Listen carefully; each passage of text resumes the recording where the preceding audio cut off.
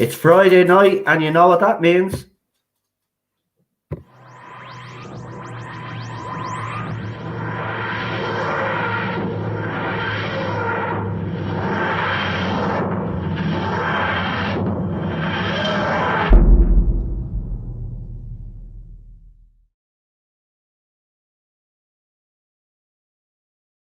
And it's hello everybody to the Tardis Zone talks on this Friday evening. I hope to find you all well. As you know, a little while back I did a Manip Gill video. YouTube has decided in all its wisdom to limit the stream. So what I've decided to do is I've decided to private it until YouTube actually unlimit it. I'm sick of this. Every stream that I do, I can guarantee you now, right now, that this stream has been limited to. I'm absolutely sick and tired of it, actually. And I'm hearing as well by some people that some of the streams, they're not even getting notifications. So do me a favor, hit that notification bell, just in case they have, they have taken that away. And also, please make sure that you're still subscribed to the channel. So as you know, this is the Tardis Zone Talks. This is the night that you guys get to come on and have your say. So I say there'll be plenty to talk about, certainly with that Manip Gill situation. I think there is stuff to be talked about there. It's up to any of you guys if you would like to talk about that, or if there's any other news that you would like to bring up, please do so. But just in relation to Doctor Who news, so I am told, we did speak about this last week on the channel. Eddie did speak about it, but we're told that a press release, or some press release, there will be one coming very soon. The details of that press release are unknown at the moment. We're trying to find out what the details of that press release will be, but we are told there's a press release coming very soon. So whatever that means, to be quite honest with you. But again, take all of this with a pinch of salt and all of that, the usual. But there is lots of, as Lee has rightly pointed out, there is a lot of nonsense going on with YouTube. And Clownfish TV and a couple of other streamers have picked up on this. Their streams are being limited and they're being shadow banned. Actually, Problem Bean did say that to me last week or the week before, that one of my videos was actually shadow banned. So they are using dirty tactics, unfortunately, and they are trying to stop people from having opinions. And YouTube is going to be, YouTube are going to shoot themselves in the foot, to be quite honest with you, because it's content creators that actually made them as successful as they are, but they're doing everything in their power right now to make it hard for YouTube creators, especially those who are monetized, to actually make any sort of money off this platform. And I actually think it's disgraceful, especially if you put a lot of hard work in. They're trying to make it so hard, as I said. But I do have something to actually bring up myself. And it's not Doctor Who news related, but it's video game related, believe it or not.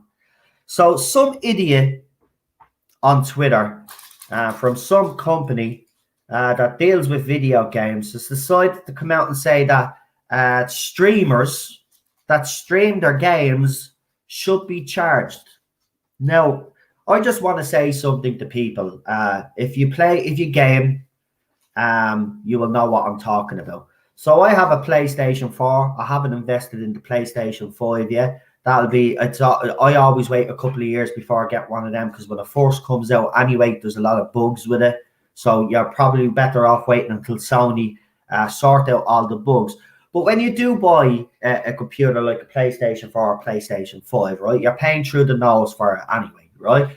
So then you'll buy a game for that, right? And then after you download it or upload it onto your PlayStation, right, you play the game, and then they give you all these add-ons that you can buy, right? Now, the add-ons, the cheapest add-ons that you can normally buy on average are $9.99, right? You also have to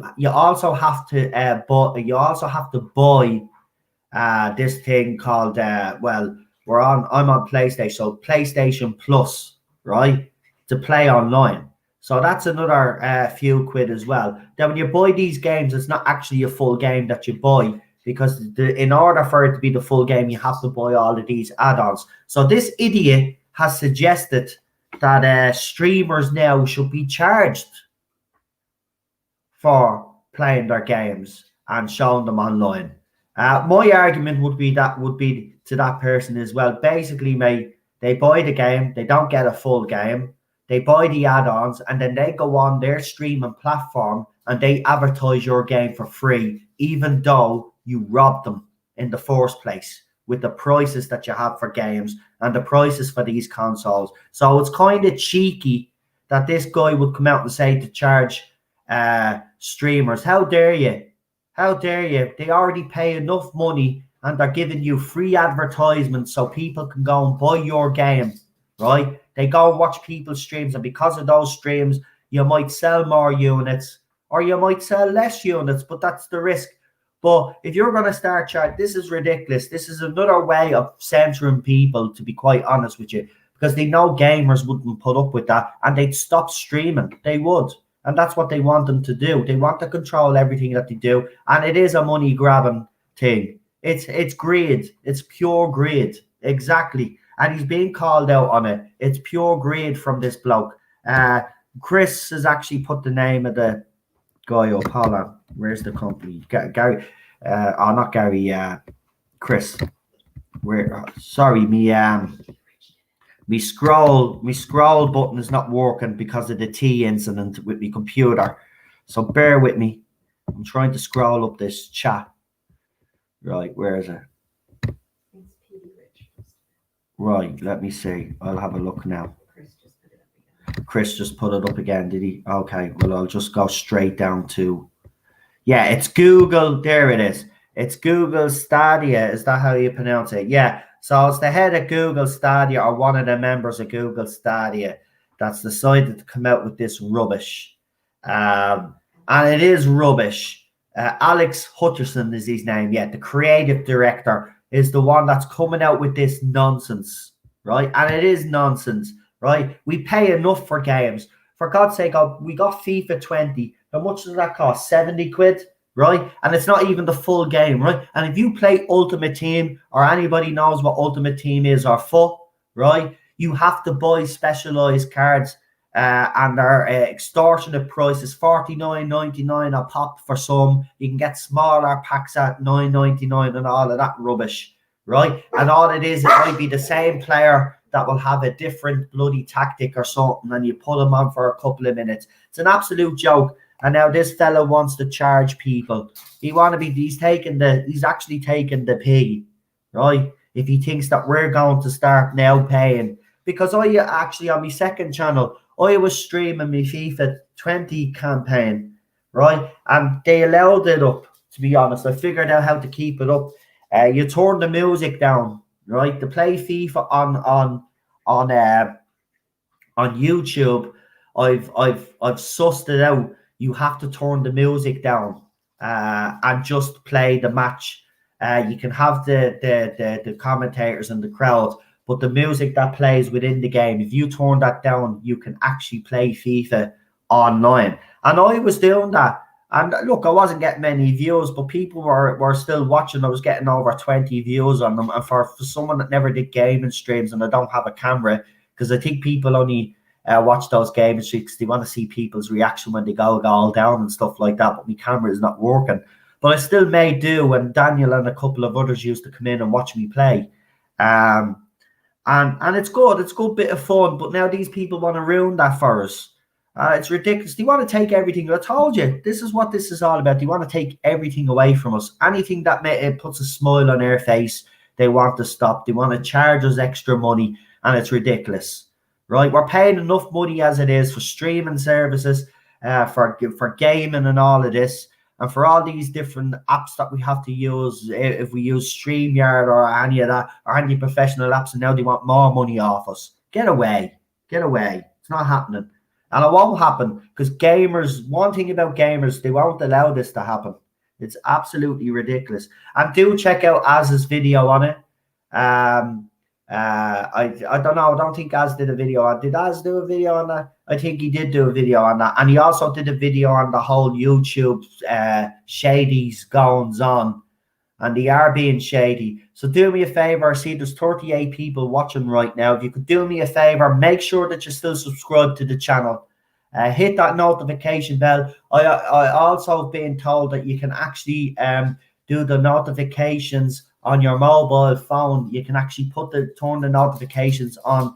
If you go into the YouTube app, you can turn on notifications there as well. Even if YouTube take it off the YouTube app, it won't be taken off on your phone. So please make sure that you're still subscribed, you're still notified, because I'm being told that, and I've been told several times now the past couple of weeks, I've just kind of ignored it because, you know, it's happening to everybody, but it doesn't seem to be happening to everybody. It's happening people that have a different opinion to the mainstream people on YouTube and Twitter. It's absolutely ridiculous, the censorship that's actually going on. And please whack that like button as well. And if you don't like what I have to say, you know, you can hit that dislike button. As we always say on the channel, every bit of interaction counts, you know, so go for it, knock yourselves out.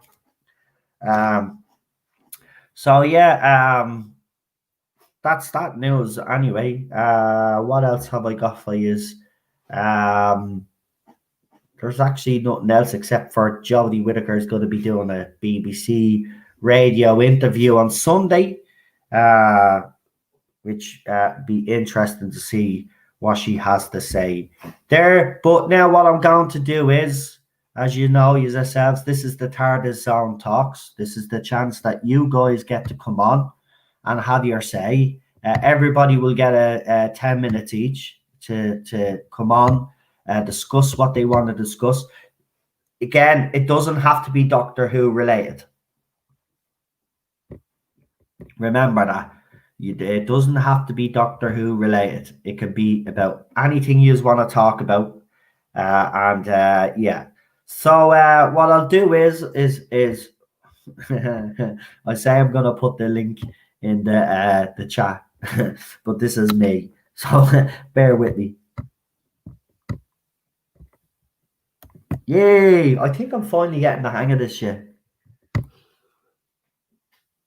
There you go. The link is in the chat.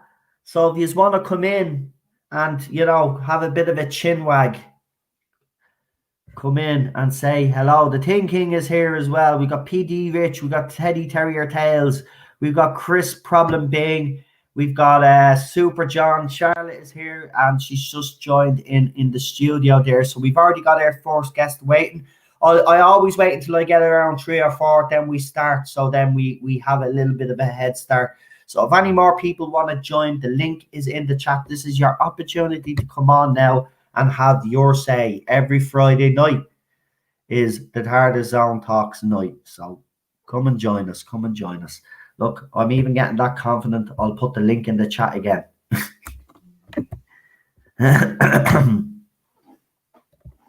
There you go. Look, I'm getting used to this. Woo!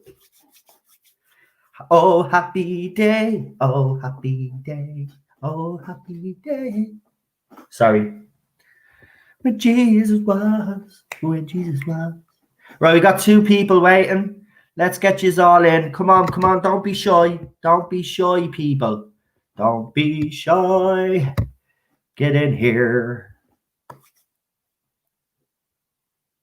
Yeah, Cheryl has taught me well, guys. She has. So I finally did something right. Yay!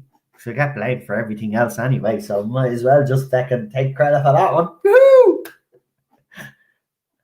How many months does that take? Don't be getting cheeky there. Right, we got 2 people waiting. We got 3 people waiting. If anybody else wants to come on and chat, because I know a few of you during the week were saying you would like to come on tonight and have a chat, and I don't see any of you people in the studio right now. So if you're one of those people that said you would like to come on and have a chat, please do. We've got 4 people waiting in the lobby now. That is absolutely fantastic. Let's keep them coming in, guys. Let's keep coming in, and let's see where this takes us tonight. It's going to be very interesting. It's going to be very interesting to see what people want to talk about. I actually like Friday nights because it's unpredictable. And Wednesdays as well. What's the crack?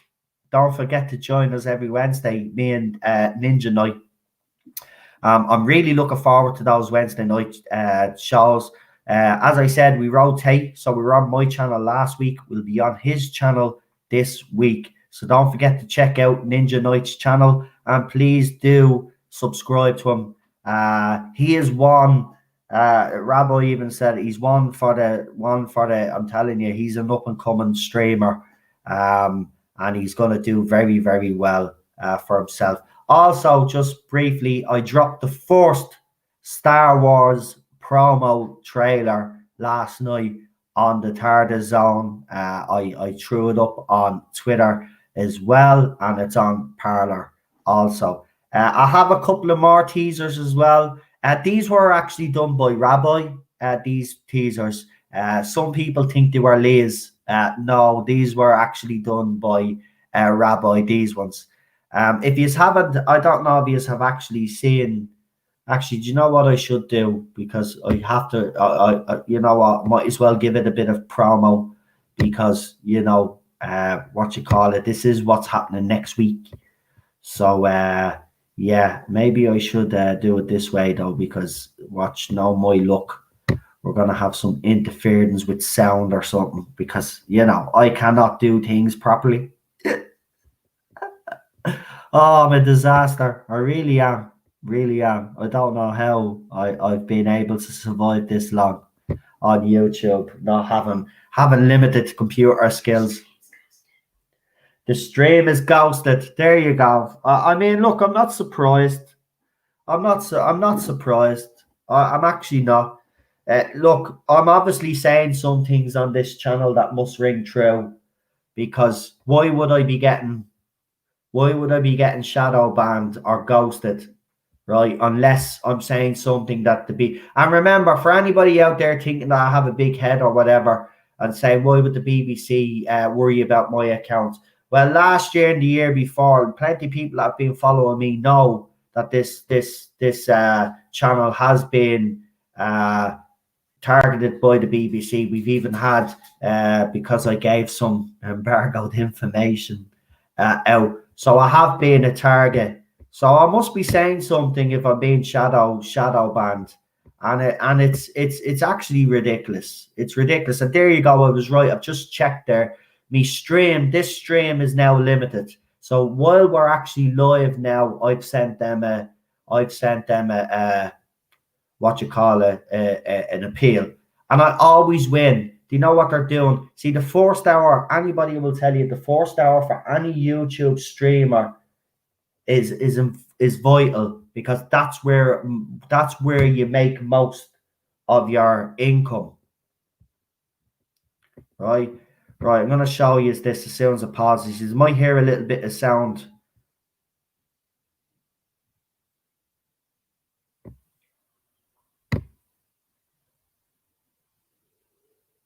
No, that's the wrong trailer. Jesus. Oh, that's the Ghostlight trailer. Right, I'm at messing this up. See what I mean? How am I even? Do you know what? It doesn't matter. Go and check it out. It's on the channel anyway. I've got a funny feeling if I play it anyway, they'll do something to me stream, because he does use actually official Doctor Who music. So I don't even know what I was thinking there. I'm an idiot. Right, let's bring on our first guest, because we've got a few waiting. Right, listen, I'm putting the link in the chat one last time. Well, not one last time. I'll put it in again. But what I'm saying is, this will be the last time until we get two of our guests on. So we'll have two guests on, and then I'll put it back in again. Okay. So if you want to come on, there you go. The link is in the chat. Right, let's start off with our first guest. I'm just getting the timer ready. And as soon as they start talking, after I finish talking, because I'm going to be fair, because sometimes I talk and then it eats into their time. Then when they start talking about what they want to talk about, I will start the stopwatch after I say hello to you all and stuff like that. So let's bring her on. We've got our first guest tonight. It's Daniel's co-host on his channel. It's the one and only Charlotte.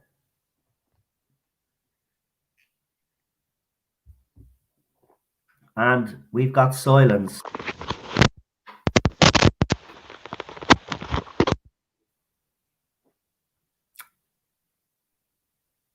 It's always is poor Charlotte every time she comes on. There's always a problem with our earphones. I'll tell you what, for a minute, Charlotte, I'll let you try sort out your earphones there for just a second, right? I'll just keep talking for a minute. So I'll remove you because there's a lot of noise. I'll remove you when you're ready to actually come on. I'll Hello, am I working now?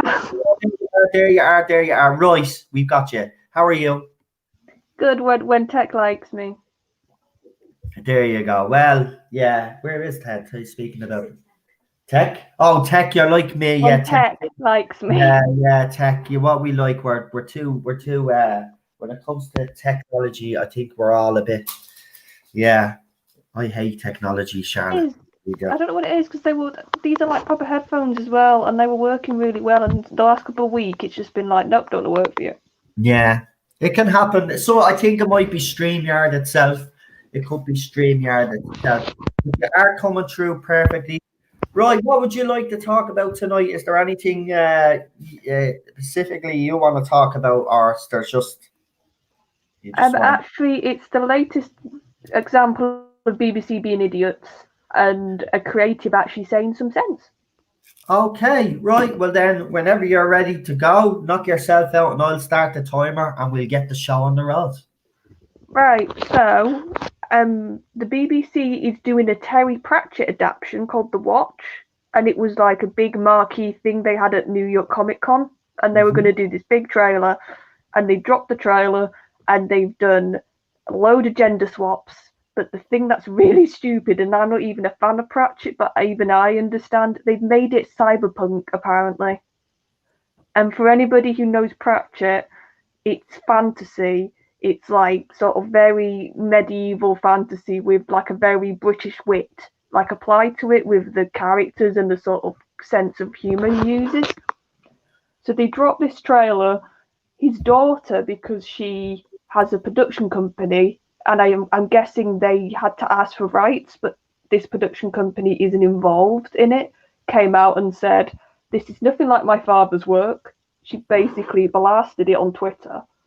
But the interesting thing is, Neil Gaiman chimed in and actually said, yeah, fans have a right to be angry when they take source material and completely change it. Right, I do actually have an article here that actually talks about what you're talking about. So I'll tell you what, I'll stick it up on the screen while you're actually talking.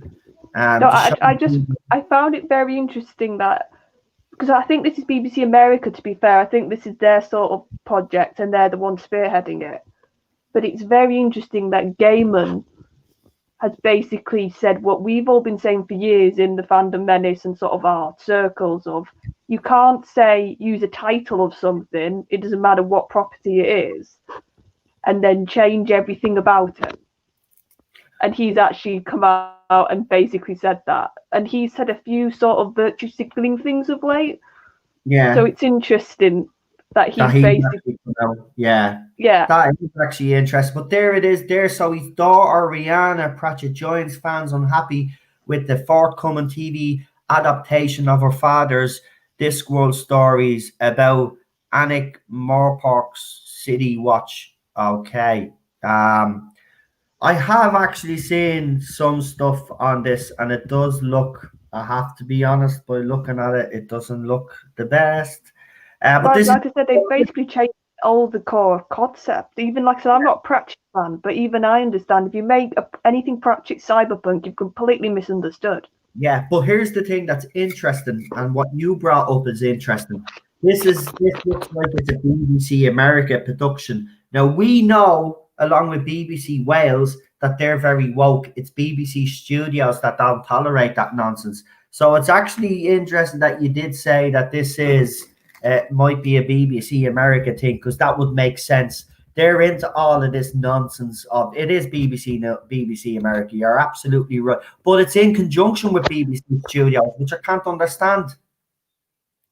See, that shocks me there. The fact that it says BBC Studios. If it said BBC America, I'd understand, but the fact that it's in conjunction with BBC Studios now actually makes me a bit worried, because these are the guys that are supposed to be making changes behind the scenes to all the social media accounts. You know, are supposed to be the ones Yeah, they're supposed to. Sorry, they're that. supposed to be the sensible ones, aren't they? Yeah, Well, maybe because it's BBC America spearheading it, it's literally they have some. I think with BBC Studios, I think a lot of the time they'll just get money off something, even if they haven't worked on it. yeah. You know, just because they're probably the mothership, if that makes sense. If they put their name on it, but they probably nothing actually. They're probably not. They're not actually doing anything behind the scenes. They just put their name on it so it gets some sort of maybe traction, because it is. Because when people do see BBC Studios, they do trust that name. BBC yeah, because Studios. they did. Because another interesting thing with Gaiman chirping up is he recently did Good Omens for the BBC. Yeah, I know. Yeah. So he's recently worked for them, and he's coming out and basically. Oh, have we lost Charlotte completely? I think our sound. Oh, there, she's back again, I think. Hello? Yeah, we can hear you, Charlotte. We can hear you. I don't know what's happening of late. It's okay. I think it is StreamYard. I think it is StreamYard. So, continue your point anyway. Go ahead. No, it's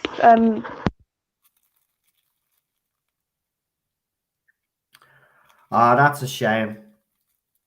That's a shame. I'll give her a chance to come back. I'm gonna stop the watch, guys, right? Because it's only fair. That's okay, which is all. I see people nodding yes, so that's fantastic.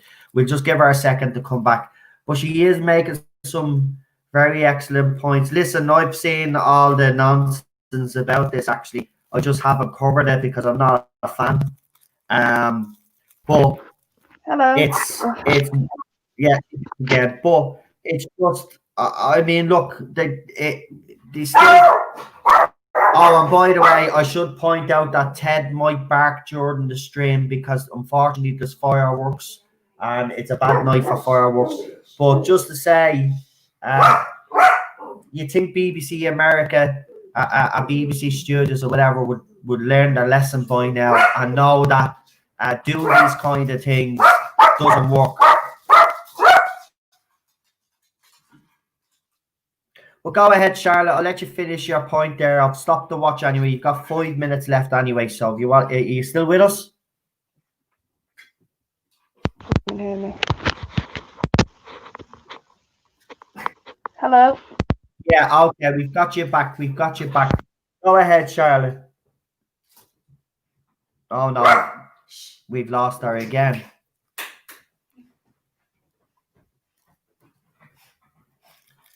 Right. I don't know what to do in this situation because I really want her to finish her point. I mean, I could probably bring you back on for another 5 minutes. After saying, again. Can you hear me? Right, go for it. Knock yourself out before we lose you again.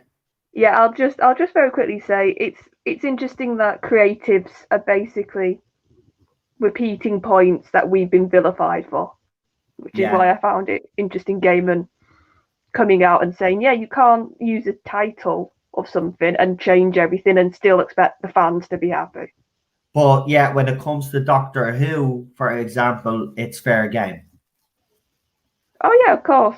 Yeah, so there's a bit of hypocrisy there from Neil Gaiman, isn't there? Oh yeah, that's why it's interesting he's come out, because he's sort of said a few things of late, and when I was like, oh, okay, so I don't know, maybe because he was friends with Pratchett, so I think maybe he personally knew Pratchett and he wrote with Pratchett, so maybe this is a bit more of a personal thing for him.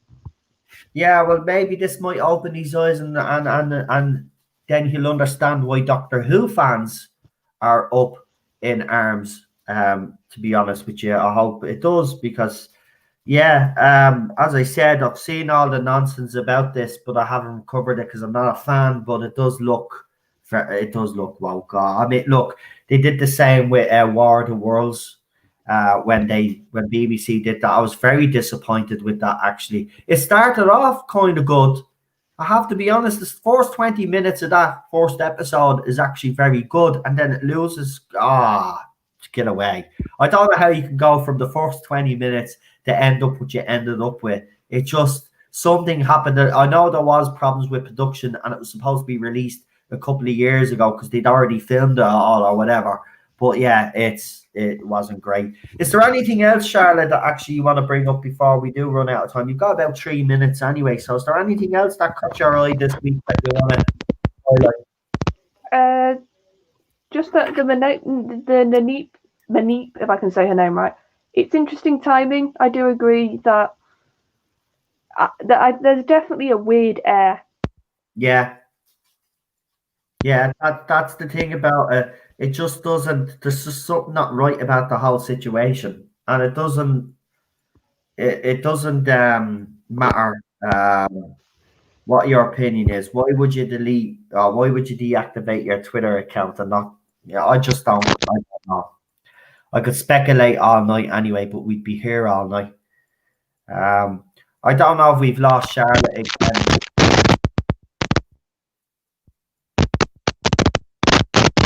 Which is unfortunate because we've got 2 minutes left. But I don't know. I don't know if you could take your earphones out, maybe refresh. Do you know what you should do? Actually, refresh yourself, Charlotte. I've stopped the clock anyway. Why don't you refresh yourself? Press the refresh button on your computer and see if you come in and see if it resolved itself. Sometimes that's what StreamYard will tell you to do.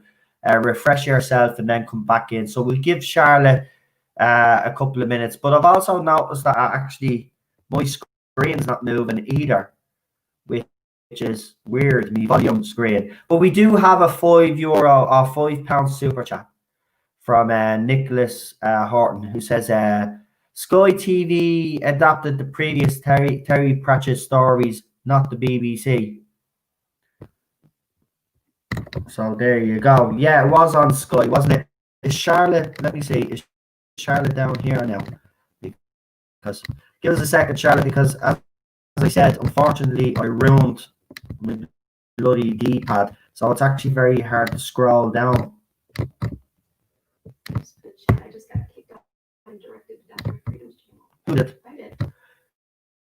You got kicked out of my channel. I was in the chat and all of a sudden it was. I don't know, there's something going on here. I can't get Charlotte back up. Hold on, Charlotte, just give us a second. Is there going to be a bit of banging here? Sorry. Oh, damn.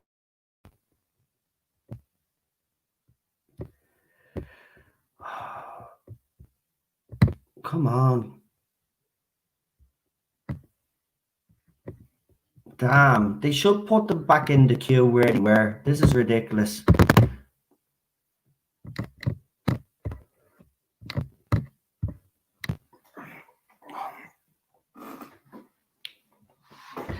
Right, there's only one way I can do this. I'm going to have to remove Vonius for a second so she pops up on the top level and then for you to come back. So as Marty is kind of is last, I'm going to remove you, Marty, but add yourself again, okay? Add yourself again. Because it's the only way I can do it. I can't even do that either. What's going on? My computer is completely froze now.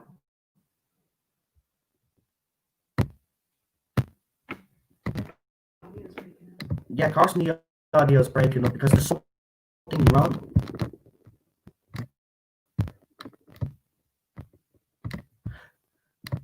Guys, do me a favor. Will you all leave the YouTube? Will you all leave the studio and come back in? I know what order you are all in. So Daniel will be next. Then we have Lee. Then we have Gary, and then we have Marty. We're gonna try get Charlotte back in. So Charlotte, if you could add yourself in, please. And then now, if you could all stay out for a minute, Marty, if you could remove yourself again, I'm going to try get you all back in order. So what I'm going to do is I'm going to get Charlotte to add herself first. Could you all leave the studio again, please? I want Charlotte to come in first.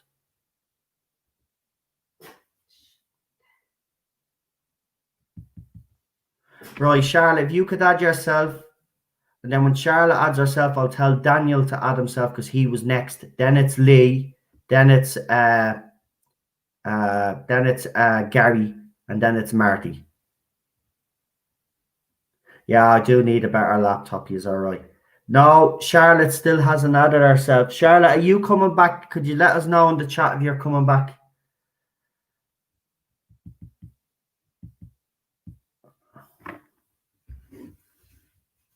Guys, I haven't told you to add yourselves. I said I'll tell you when to add yourselves back. Could you just wait until Charlotte comes into the chat, please?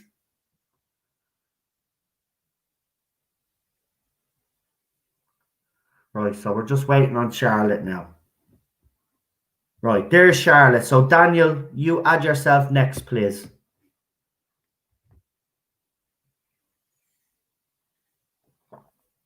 Sorry about this, folks. But I want to get everybody in the order that they were in. So Daniel's next. We're waiting on Daniel to add himself now.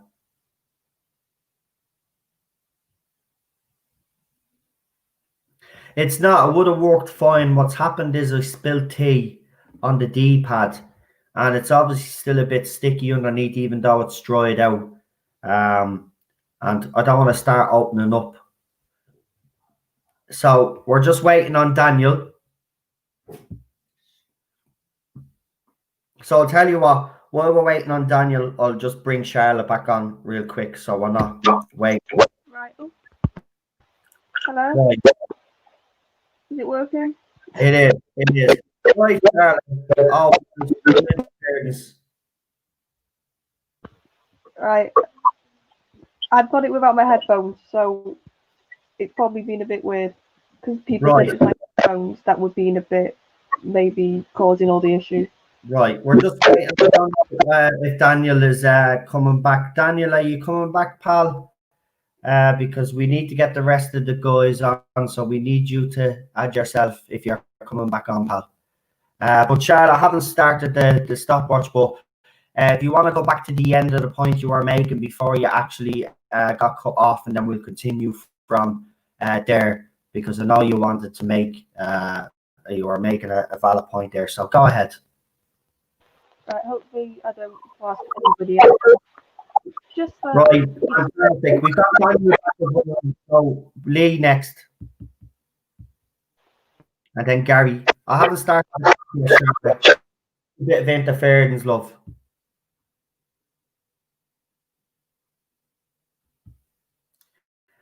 So Lee now, Lee, add yourself. Then when you've added yourself, then we will get. There you go. Gary, add yourself there, please. Right, Charlotte, we got you back finally? Have you got me back? Yes, we do. Right, just hang on. I'm just waiting for the other two lads to add themselves back again. So we're waiting on Gary. I absolutely hate tech. I know. I'm the same. So don't worry. I've kept your time. We've stopped. The first call is always bloody ropey. Anyway, it doesn't matter who it is. I don't know what it is, because I've gone from having finicky little headphones to proper like actual headphones. So you thought that would make it actually better, but for some reason last week it's like decided it doesn't want to work for me. Yeah. Now, Marty, you can finally add yourself now, mate. Marty. We've got everybody in the order. Right, Charlotte. Let's continue what you were actually talking about, and we will then let you do your little shout out, and then we'll bring on our next guest before there is any more bloody issues. This is I've got a funny feeling it's going to be one of these nights, folks. So, well, it might make it entertaining for everybody else. Well, yeah. So I'm just gonna say, I'm gonna try to be as, but you know me, I don't have any patience. So, but I'll try to be very patient. Right, Charlotte, go ahead. We'll let you finish off your points that you were going to make. Go ahead. No, it's just very interesting how you've got these companies, whether it's BBC, whatever other company, who want to use the capital of a name. So, like with this instance, they're using Pratchett, they're using the fact that it's based off one of his books or a series of his books. But it's obvious they don't actually like certain aspects of it. And from what I've heard, they've been like, there's 6 or 7 gender swaps from like male to female. Obviously, with the cyberpunk influence that anybody knows the books is like, that's the exact opposite genre to what Pratchett writes in when it's fantasy. So it's just very interesting that you get this like, oh, we'll use the name or we'll use the recognition, but we'll just change all the important bits. Yeah, exactly. And then when the fans kick up a fuss, it's like, are you really that surprised? I know, that's what I mean. I mean, look, as I said, it's kind of strange that these people haven't learned their lesson. I mean, how many TV shows, right? They did it with War of the Worlds as well. I mean, how many TV shows do you need to go down this route? See, it's the fact that they keep hammering this crap over our heads. And again, it's disingenuous to the people that they're trying to represent. If you want to have fully fledged female characters that are strong characters, then create new ones. Don't be taking already established franchises and doing what you're doing with them, because fans are just sick and tired of it right now. I mean, look at the Sherlock Holmes sister one that's on Netflix. I haven't watched it, right? But I've seen the trailers, right? And she's basically taking the piss out of Sherlock, one of the cleverest men. And we've got Sherlock. No, it's just... It's all about doing that. That's the problem. If you want to do a Sherlock Holmes sister, do it. But don't have Sherlock Holmes in it. Do it about just her. You don't need Sherlock Holmes in it to be acting stupid to make her look better than what she is. If she's as intelligent as you all say she is, well, then write her that way. Jesus. Yeah, but they can't, and that's the issue. So I'll just finish my point before I moment. Of course you can finish your point, because you've had a rough time with the forced call, so go ahead. Go ahead. No, it's at the end of the day, it's cowardice. It's because they can't be bothered to create anything, and that's what makes me laugh. Like, it's obviously that Hollywood and BBC, they're all running out of creativity. Yeah. They keep going back and using established property. Exactly. But with how fast things come out of date in woke terms, or whatever term you want to use, even something from 5 years ago now would be seen as problematic. Yeah. So the more they do this technique of they're lazy, so they'll go back. But because of our own virtue signal, we have to change stuff. So it's like, well, like you're saying, create your own that you can put in all your representation, all your women are the bestest ever. You know, that sort of stuff. Yeah. No, I agree with you. It's spot on. But look, they have followed this path and this course for a few years now, and it just doesn't seem like they're gonna take their foot off the brakes anytime soon. They need to basically go off the cliff at this point, mate. That's basically the only way. They just need to go off the cliff. And they keep renewing some of these shows because, like, you know, they can't create anything else. They're just so... Yeah, so they use... That's the thing that made me realise this Pratchett thing, actually. I was like, just then stop using other people's work, because you obviously don't like the source of it anymore. Yeah.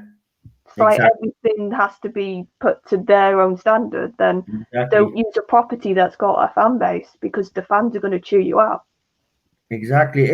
I know, it's just, I just can't get my head around that anymore. You know, you think they, you know, since 2006, the Ghostbusters, the all-female reboot, you think after failure after failure after failure, that these people would finally cop on and say, okay, maybe we do need to start creating new female leads, new female heroes, you know, but no, that's not their own properties, and they can do whatever they want with it. Yeah, they just don't. Well, right, listen, what I'm going to do is I'm going to give you obviously a chance to plug what your channels you're going to be obviously appearing on. I know you're co-hosted Daniel's channel, so even though he's next and he'll plug himself, this is great, actually. You two get a chance to plug the channel twice. which is I know, it's clever, almost like we're cheating the clever. system. Almost like we're cheating the system, mate. But that's what I mean. You use the loophole in the system. So well done. But God, I'm only messing. You know I'm only messing. I as I said to Daniel, anytime. And whack Daniel's actually whack everybody's channels up, by the way, that are waiting. So we have Problem Being, we got Gary, and we've got Marty waiting as well. But Charlotte, go ahead, knock yourself out. Let everybody know where they can find you and what channels you're going to be on. Well, hopefully, if you can hear me, because these headphones sort themselves out, I should be on Daniel's channel on the 10th with Beware's. We're doing the 3rd episode of Beware's audio with Dave. Also, Dave Travels Through Time will be with us, hopefully. Tomorrow, I'm with the lads and everybody watching Ghostlight, and that's the stuff I can say for definite. And I'll pop up here and there and thereabout. Well, listen, as usual, very intriguing call. Thanks for coming on tonight. I'm sorry you had some issues with your sound, but I will see you the weekend. Obviously, we've got the Classic Who tomorrow. We've got Ghost Night, so I'll see you for that one. And yeah, thanks for coming on. I really appreciate it, Charlotte. And listen, you have a great weekend. I will. Bye bye, everybody. I'll see you in the chat in a sec. Bye bye. Right, let's bring him on. Let's bring him on because he's been waiting. He's been waiting a while, and you know, with the technical issues that we had, he's been waiting, like everybody. So thank you for waiting. As soon as I bring Daniel on, I will be putting the link in the chat again. So if you want to come on and talk about anything, doesn't have to be Doctor Who. If there's something out there that you just want to talk about, please do come on. I also see Adam is in the chat as well, mate. If you want to actually come on and there's something you want to talk about, pal, you're more than welcome. And Chris is throwing up all the channels right there. Thank you, Chris. You're a legend, by the way. Thank you. And everybody's keeping an eye on the chat. Everything seems to be going well. Let's bring him on. He lives in Scotland. But he's from Scarrow originally. No, he's not from Scarrow. Yes, he is from Scarrow. Is he from Scarrow? We don't know. We've got to ask him. But he is the one and only Scott Stavros. Hello, how are you, mate? I'm good. By the way, I just want to say just briefly to you, hard luck on the result yesterday. Yeah, I know. Yeah, the less said though, the better, I suppose. But I just wanted to say, because I know when United lost, you came to me and you said, so yeah, 3-1, unlucky. Yeah. Hopefully you get our act together and string along a couple of results in Europe, because that's back-to-back defeats for you now, isn't it? Yeah, unfortunately. Yeah, there's a couple of players there before we do start. I haven't started the timer, but I know there's a couple of players there that Neil Lennon actually said that he believes doesn't want to be there. And if that's the case, that's what, you're going to have a long season. Yeah. Like us, like Manchester United, I can't really say that. But Daniel, right, we have you on. I've got the timer ready. As soon as you start talking about what you want to talk about, I'm going to start the timer. So first of all, I'll just ask you, what is it that you want to actually talk about tonight?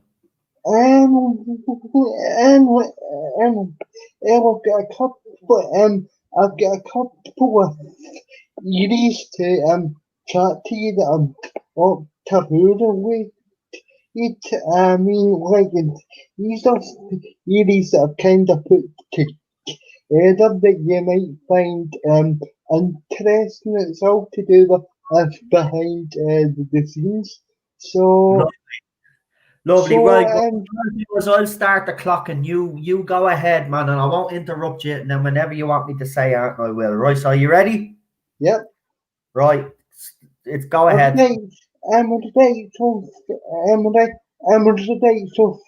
first on the agenda, and I've noticed that the people here have extended and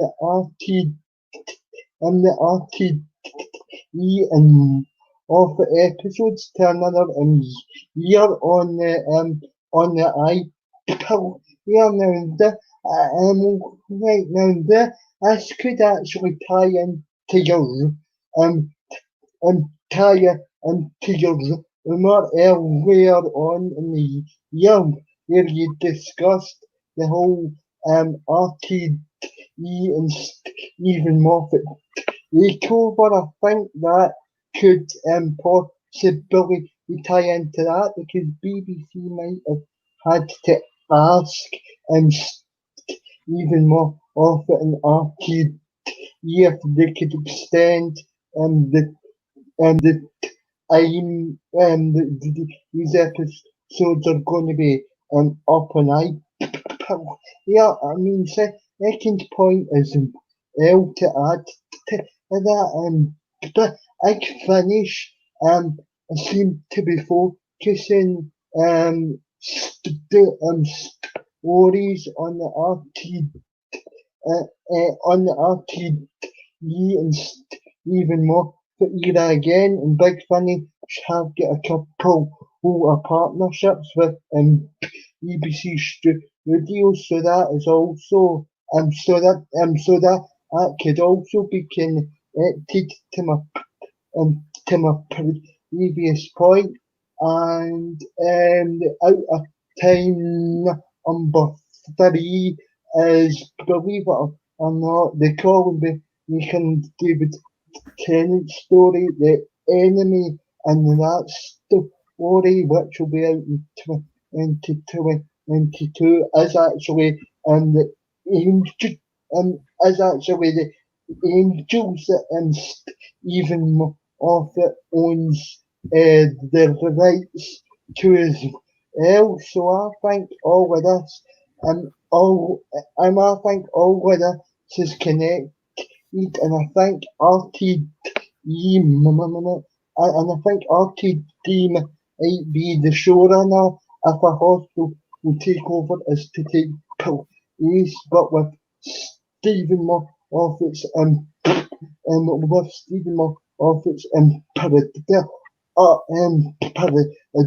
production company acting RTD.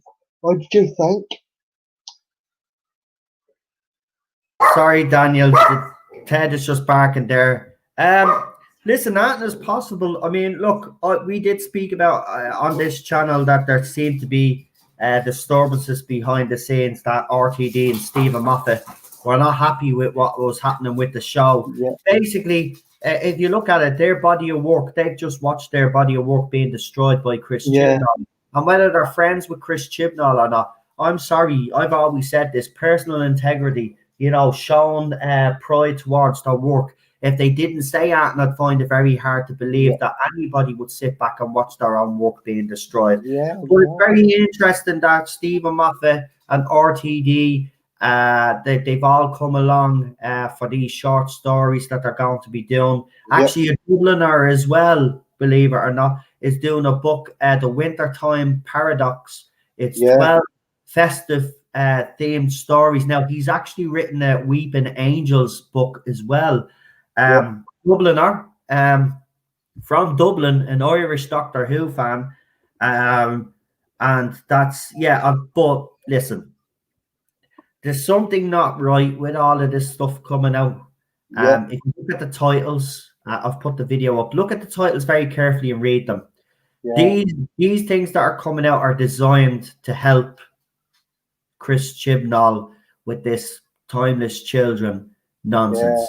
This is why all of this is coming out, and I'm very suspicious. Now, I will tell you this: there's a competition for the Wintertime Paradox, and I entered it because I'm not going to buy the book. But if I win the book, I will obviously read it and review it. It's from a Dubliner, and he still lives in Ireland, but he loves Doctor Who, and he's written 2 books, and he's written a successful bunch of novels as well. So this guy has a reputation. He's on Twitter. I've checked out his stuff. He's one of those that uses the pronouns he and him. So, one of them. But what you call it? But yeah, he's still start to look at all of this stuff that's coming out is designed to to try repair the damage, in my opinion, of all of this time, this children nonsense. What I would just do is listen, just forget about it, retcon it. Fans will be okay with it. Forget about the screamy ones. The real fans will be okay with it. Just retcon the thing. Don't be doing all of this to try fix something that's unfixable. And to be honest, that's or it's eating, but like to be honest with you as well, would you actually come back to the show if like somebody like RTD was actually going to come back to the helm, or are you still asking on it if like RTD came back? Would you give it another, or would you just say enough still and stick by your guns? Well, you see, I think RTD and Maffa are in an awkward position because they are friends. But I mean, look, if you're proud of your work, which we know RTD was with Doctor Who, and then you're watching someone trying to retcon everything that you've done, then I don't know about you, but I would be rightly pissed. Where's the I would be as well.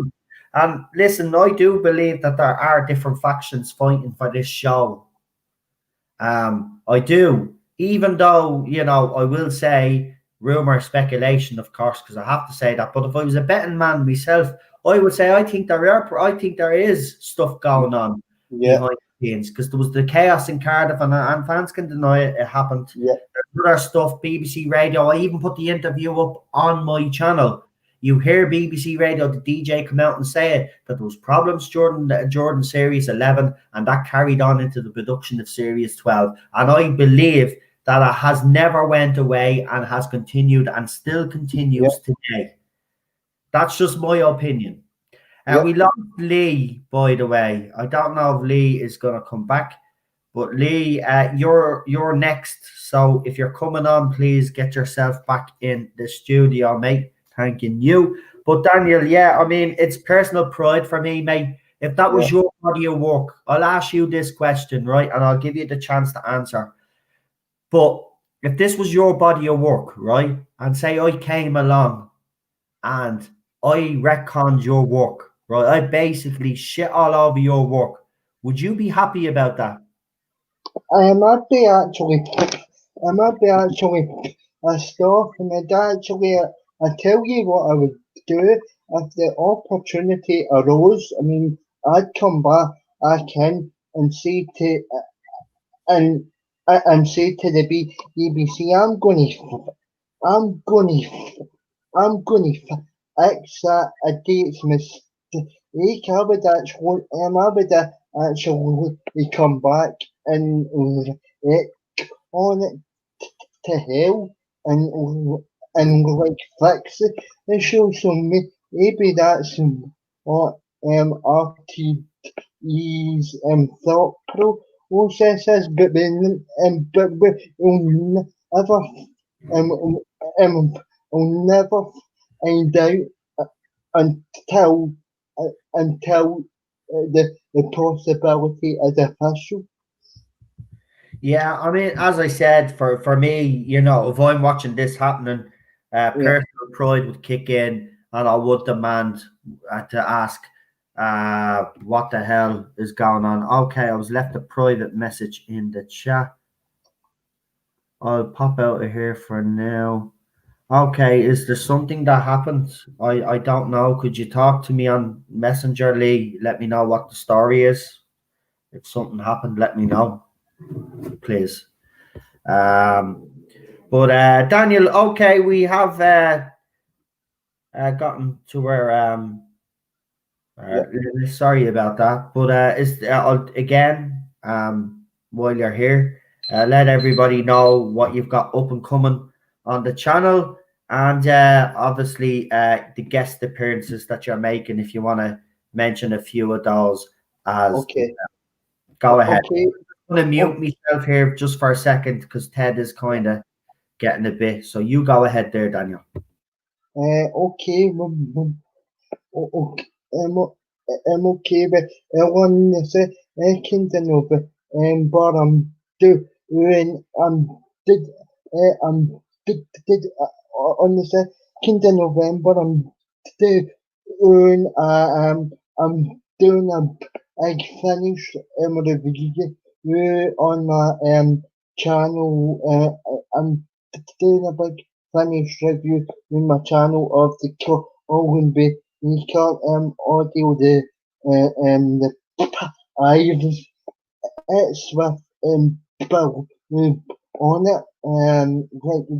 I'll be on my channel on the second, and then 8 days, and then 8 days after that, sh- 8 days after that in Charlotte, and obviously Eve travels, and obviously Dave travels through time. I'll be back for the I'll be back for the odd episode of the an audio discussion. Now I know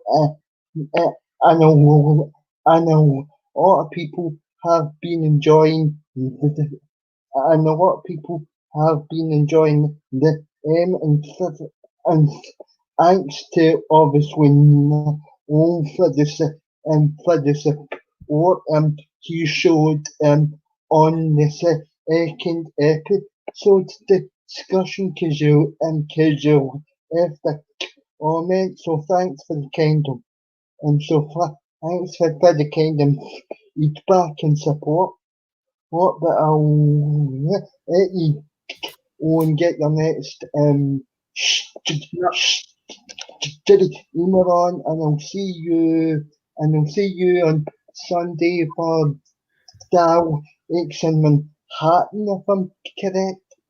Okay, no problem. I've kind of sussed out what's going on now, so we're all good. So Lee is going to be the last guest on tonight because we're going to bring Gary on next, and then we got Marty. Marty has something to tell us all, so I've been told.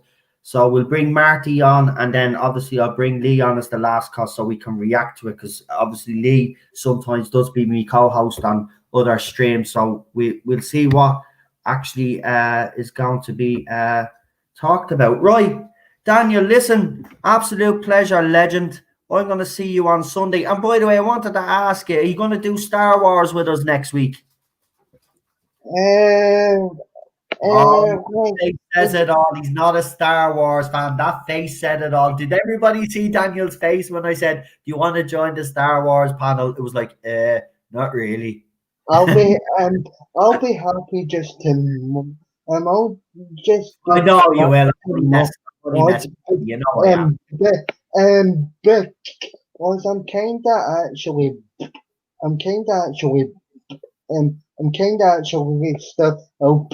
stuff with Star Wars if I'm honest. No, but then you can join me for. Do you know what you can join me for actually? Because next month we're doing Star Trek, right? We're going to do the movies, so you can join me for Star Trek next month if you're not pissed off with Star Trek. Yeah, but I don't have access to them. Don't worry, we'll sort it out for you. Rabbi will sort, because Rabbi will be part of it. Trust me, we will get it to you. If we have to get a link for you to watch the movie, we'll get you a link to watch the movie. Don't worry about that. Anybody that will be joining me on the channel won't have to worry about that, because Rabbi is very good at that, or we'll have someone that will tell us where we can find them. Easy. Yeah. So we'll be good. Listen, Daniel, you're an absolute legend. Thanks for coming on. You enjoy your weekend. We'll see you over the weekend. But listen, you stay safe, look after yourself, and you keep that chin up and keep doing what you're doing, pal. Yeah, Right? okay. Get and all the best Listen, she's doing great. She's doing great.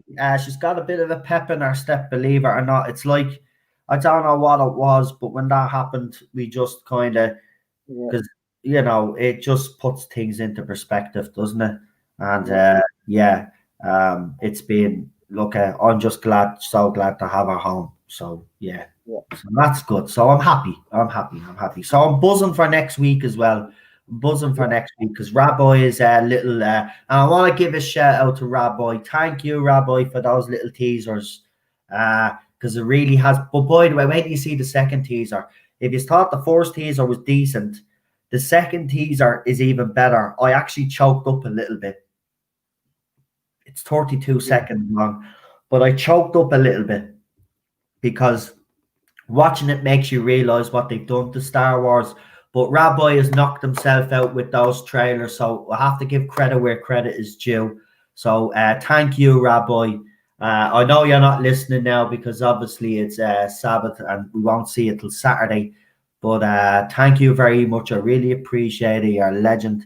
I'll see you soon, pal. And Daniel, thank you for coming on. And you stay safe, look after yourself, and you know, do what we're doing. Any drama, just block. Yeah. Because you know, I'm for the last couple of days now, I've had peace and quiet. Thanks be to God. And you know, it's better that way. It's just better in the long run. Right, go on. I'll talk to you soon, pal. Thanks for coming on. Yeah, I'll tell you soon. See you soon. Right, we're gonna bring Marty. We're gonna bring Gary on. Why do I keep getting confused by those two guys? I call Gary Marty, Marty Gary. I don't know what it is. Do you just want to swap names? No, make it easier for me. Do you just want to swap names? What he doesn't.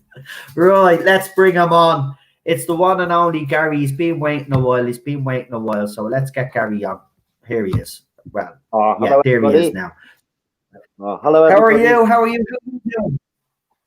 Oh, very well. I've had a good day today. I've had the Dallas binge. I'm a big Dallas fan. Brilliant. So Brilliant. It's always good when you have a good day, isn't it?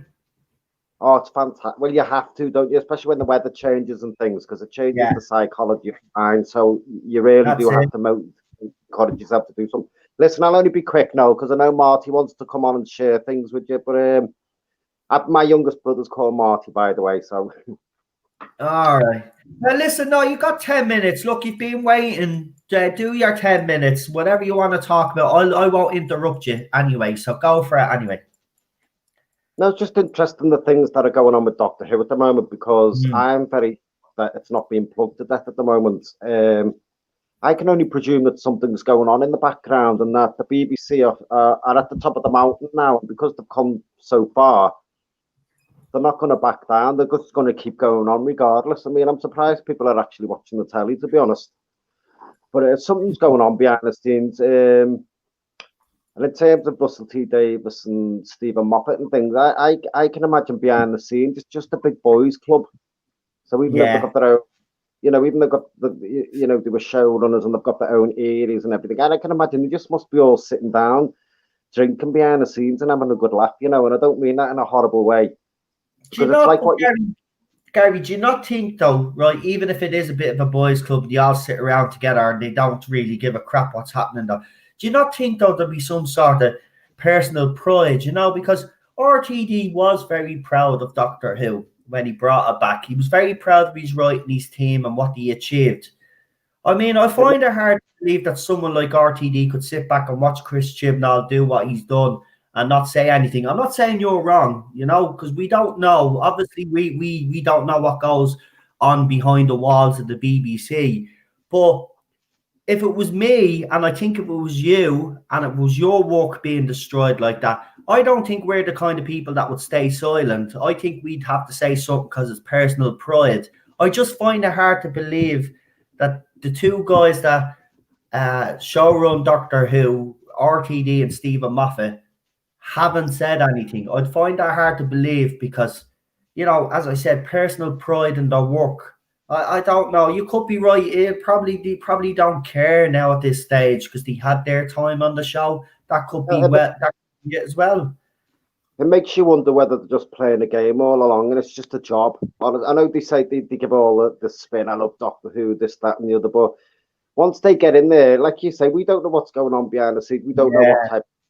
They could be signing contracts that say they're not allowed to talk about future showrunners or the direction the show's going to go in, or we just don't know what they're signing and what they're saying behind it. But me personally, and I hope this is not sounding horrible or negative, but I honestly believe they're just playing a game. They're just flogging a product. They're making lots of money out of it because it's like what you say. Anybody decent, unless there's an agenda, anybody with half the decency would say, well, listen. you fans have supported us. You've made us rich. We're very, very grateful, and we're glad that we're providing with a product that you're enjoying going out and buying, and that you're spending your hard-earned money on. And we really, really appreciate it. But I don't see that from any of them since season 11. Chris Chibnall there. I don't see that from any of them. Yeah. And I find that really, really upsetting. And I can only presume right now what's going on with Doctor Who and other things is that the BBC has gone so high, it's not going to come back down the same side of the mountain. It's only going to go where it wants to go, regardless of the consequences. So, and I really, honestly don't understand it. I do not understand it at all. All this, and it's like when you put, right. I did say, look, what you just said there.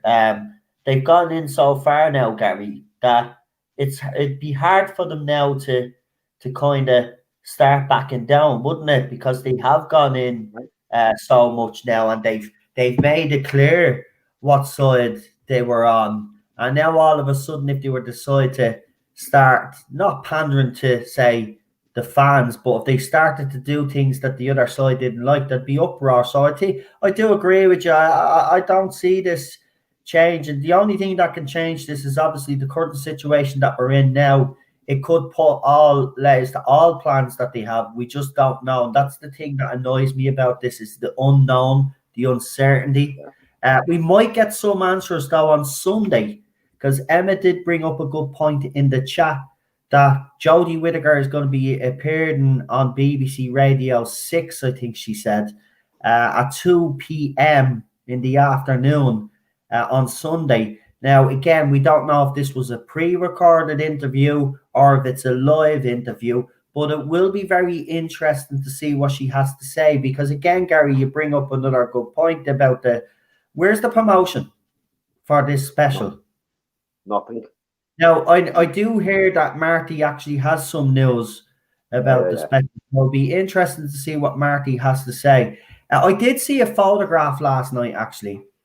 Now, I don't know if it was a fan-rendered picture, but it shows Jodie Whittaker in the orange jumpsuit with her jacket on, and it looks slightly different. There looks like, now, as I said, it could be a fan-rendered edit, but it looks like a poster for Revolution of the Daleks, and Daleks actually feature in the poster. I have to be honest, if it is a fan render, it actually did blow me away. It blew me away. I said, she looks decent in that orange jumpsuit with the jacket on. It looks so much better than that stupid costume that she's actually in right now. But we'll see what Marty has to say about. I do know, I have been told that there is going to be something from the BBC, some sort of press release. Just don't know when right now, where I am trying to find out, but we did bring it up last week on the channel. But again, it's been brought up again. There is a press release imminent. We just don't know when. Don't know what the press release is going to be, what the details of it is yet. We hopefully on the day that before it drops, we'll get some detail and we can tell you like we did the last time. And hopefully we get something. But listen, for me now, I think they've gone past the point of no return.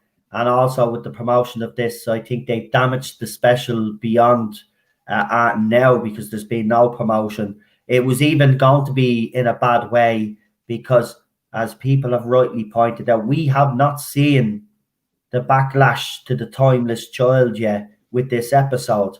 Because will fans come back after that last episode, or will they support this special? Right now, BBC had every opportunity to get us all excited by throwing out little teasers, giving us more than what they've given us anyway, but they've decided not to.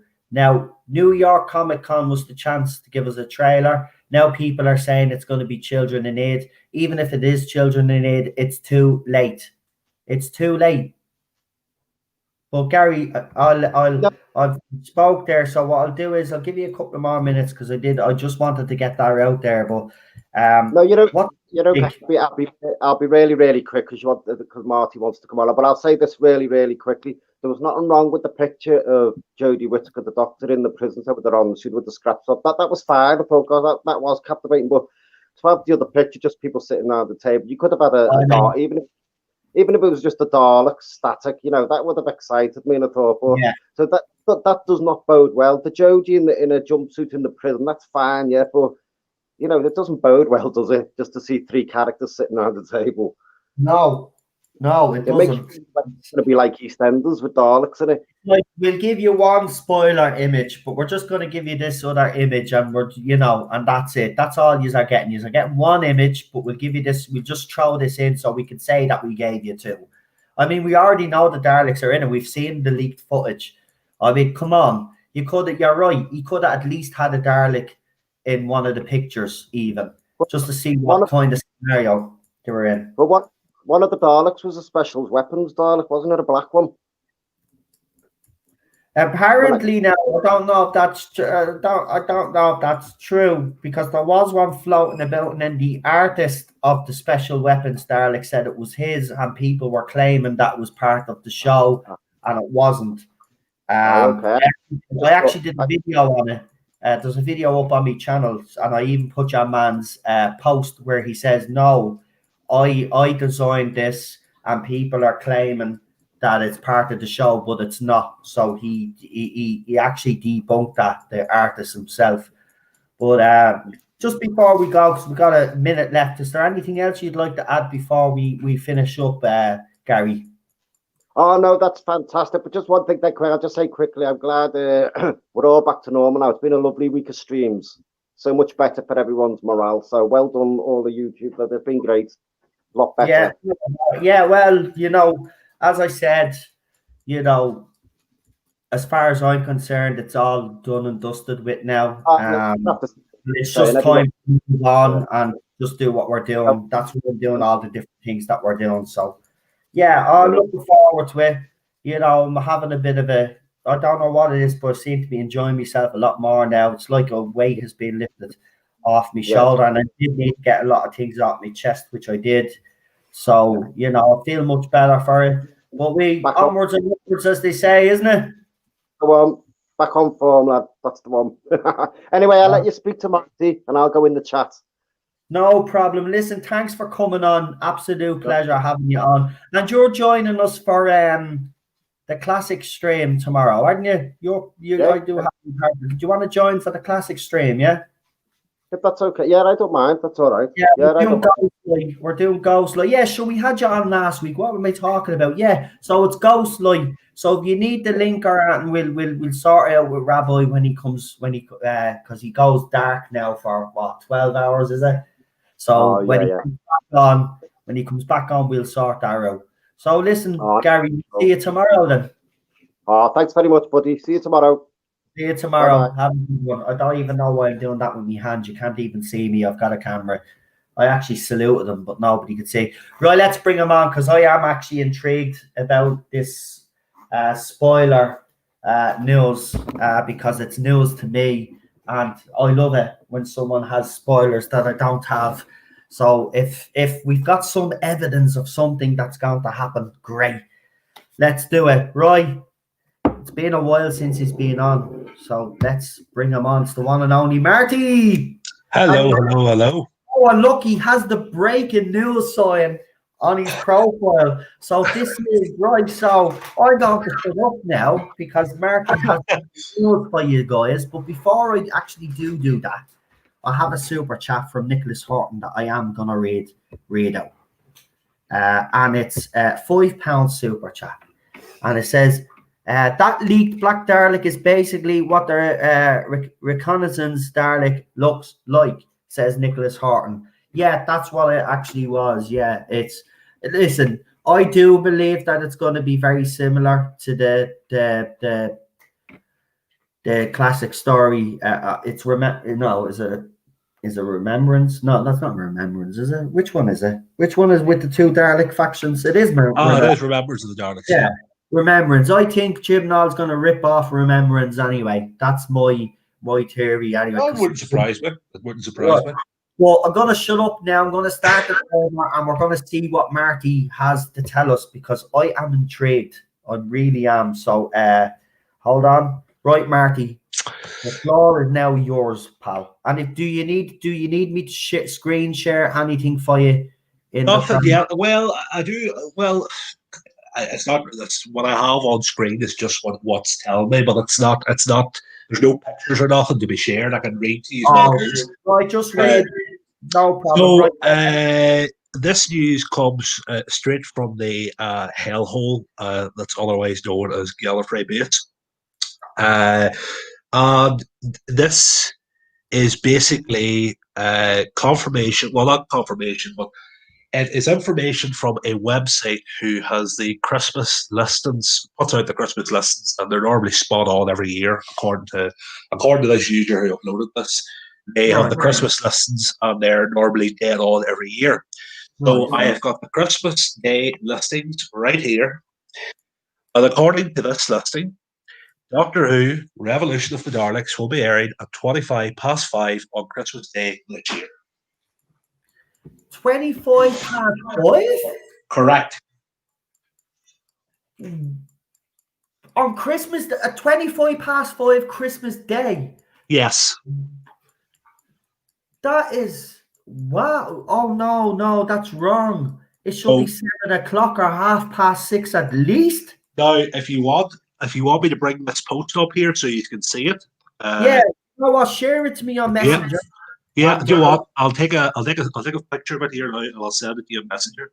Right, we'll have a look at this. Wow, right. So 5 Christmas Day, according to this, Doctor Who is going to be on Christmas Day at 5 Listen, that is, anybody knows the TV schedule for Christmas, that is an absolute, that time slot is like, you know, when you go into a desert and you see, you know, those rolling tumbleweeds. Yeah. That's what that time slot is. It's a dead time slot. I believe, if I'm right in saying, the Husbands of River song, I think, was on a similar time too. And Time of the Doctor, I think Time of the Doctor was about 5:30 too. Right. But by right, it should be 7 o'clock. It should be 6:30, 7 o'clock. I agree. Right, I'm throwing this up now for you guys to have a look at. But do you know what we need to do though? We need to find out what's on ITV at the same time and see what it's going to be up against. I must. I actually go do a bit of digging now. Let me see if I can do very quickly. Right. Because that will be telling what are they going to put it up against. If I'm a betting man, UTV, let me see, at that time they probably have something like, do they still do that dancing on ice crap? They do. Don't they do a Christmas special now, if I'm right? Right. Well, then there you go. That's when I think they might put it up against that. Which let's go. Last time the dancing on ice destroyed it, so I don't see the logic. But there you go. So at 10 p.m. or 10 a.m. it's the morning service, and that's true because they always have mass on and Shaun the Sheep. The schedule for Christmas Day for ATV is out yet. All we see here for ATV is Alan Carr's Epic Game Show at 7 o'clock and Coronation Street at 8 o'clock. So if they do a Dance on Ice Christmas special, you're talking about 6 o'clock, I would say. Maybe no, actually no, it would be 5:30 because they'd already do an hour and a half. So yeah, you're talking. I would put the money on the Dance on Ice Christmas special. Jesus, looking at this, if this is a true BBC Christmas schedule, that is probably one of the poorest schedules that I've ever seen in my whole entire life on the BBC. I mean, look from after the 1 o'clock news there. You've got Early Man. Then you've got the Queen. The Queen, obviously, she does her little speech at 3. And then they've got Coco. That's their big movie. Christmas Day. That's their big movie, by the way. Then they have Zog and the Flying Doctors. Then you have Doctor Who. Then they have the Strictly the Christmas Countdown, called the Midwife Christmas Special, which people will tune in for. 9:30 EastEnders, though, is what's kind of thrown me off this whole list. I've got the list here from that website, and I will I will send it into the chat here now, but it says on this website here, actual lessons are due to be confirmed on Tuesday, the 1st of December at 2:30 Yeah, p.m. yeah. So I would expect confirmation if I was to put my money on it now. We will get, I don't think they'll give us a trailer on Children Need because it's very close to the 23rd of November. I reckon they'll hold us out. I'll drop the trailer then. You know what's funny? Do you know what's funny, right? I wanted this to happen, right? I even said it, put it on Christmas Day and let's see how it truly does, right? And if they've put it on Christmas Day, but this time slot is a bad time slot. It should be on, in fairness, in all reality, it should be on in place where Strictly Come Dancing is, right? Now that's over, so that bring that to 7:30. Think about it. Doctor Who's on a 6:30, right? Yeah. It's going to 7:30. Then you put Strictly Come Dancing on, then Call the Midwife, then EastEnders, then Mrs. Brown's Boys, and then the 11 o'clock news to finish off. I just don't understand why they're putting it in this time slot. See, this is why, right? We have to find out what's on the opposite, what's on the other channels at the time, especially ITV and even Channel 4. See what we have to try and see what's on at the same time frame, because it'll be interesting whether they've put it up against something that ITV is probably repeating or something. Something that they've showed before. Yeah, that's wow. I just can't. Yeah, I'll just check. I know we'll probably run over the time here, but I'll just check Channel 4 to see what they have on, if they have their listings. Nothing for Channel 4 as of yet. Channel 5, well, Channel 5 isn't going to outbeat Doctor Who unless, well, it wouldn't surprise me if Channel 5 outbeat Doctor Who. Channel 5 gets about 1.2 million, probably that's highest. So would not surprise me. Sorry, Ted is just barking there. I'll just so no, more than that anyway. That website has been dead on with the special. I think that website was the one that they. I think it was during the before resolution was on. I think that was put up on Gallifrey Base about October, November time when that website basically said New Year's Day for Revolution as well. So here's a resolution. Actually, that's just at the popping into my head. If they are showing this Christmas Day, well, then I will say then what Jodie Whittaker said at the end of the New York Comic Con panel when she said that there was a chance that they'd film Big by the end of the year. I reckon there could be some. I reckon they could aim for that, or possibly even in January, because what are they going to do if they put this out Christmas Day, which I'm going to put out there now, right? So Christmas Day, right? They put this out, and then we don't get Doctor Who for another year again. Yeah. Or we get Doctor Who September 2021. I reckon we'll get a reply. I think we're going to get a press release on. I think if there is a press release, in my opinion, if it was me scheduling it now for press releases and whatnot, I'll this up till till Christmas Day. I would be dropping the trailer. I would be sort of throwing like a teaser, sort of like a 10-second teaser maybe on Children in Need. I'd drop the trailer on the 23rd of November. And then I think once it airs on Christmas Day, if that is correct, because that's not 100%, but that is what I've said has been accurate before. Right, I've got a theory. I've got a bleeding brilliant theory. Listen to Go this. for it. Ties in with information I got, but it makes sense, right? So they show this Christmas Day, they're obviously planning on trying to film, say, this side of the year, the end of the year, like Jodie Whittaker said, right?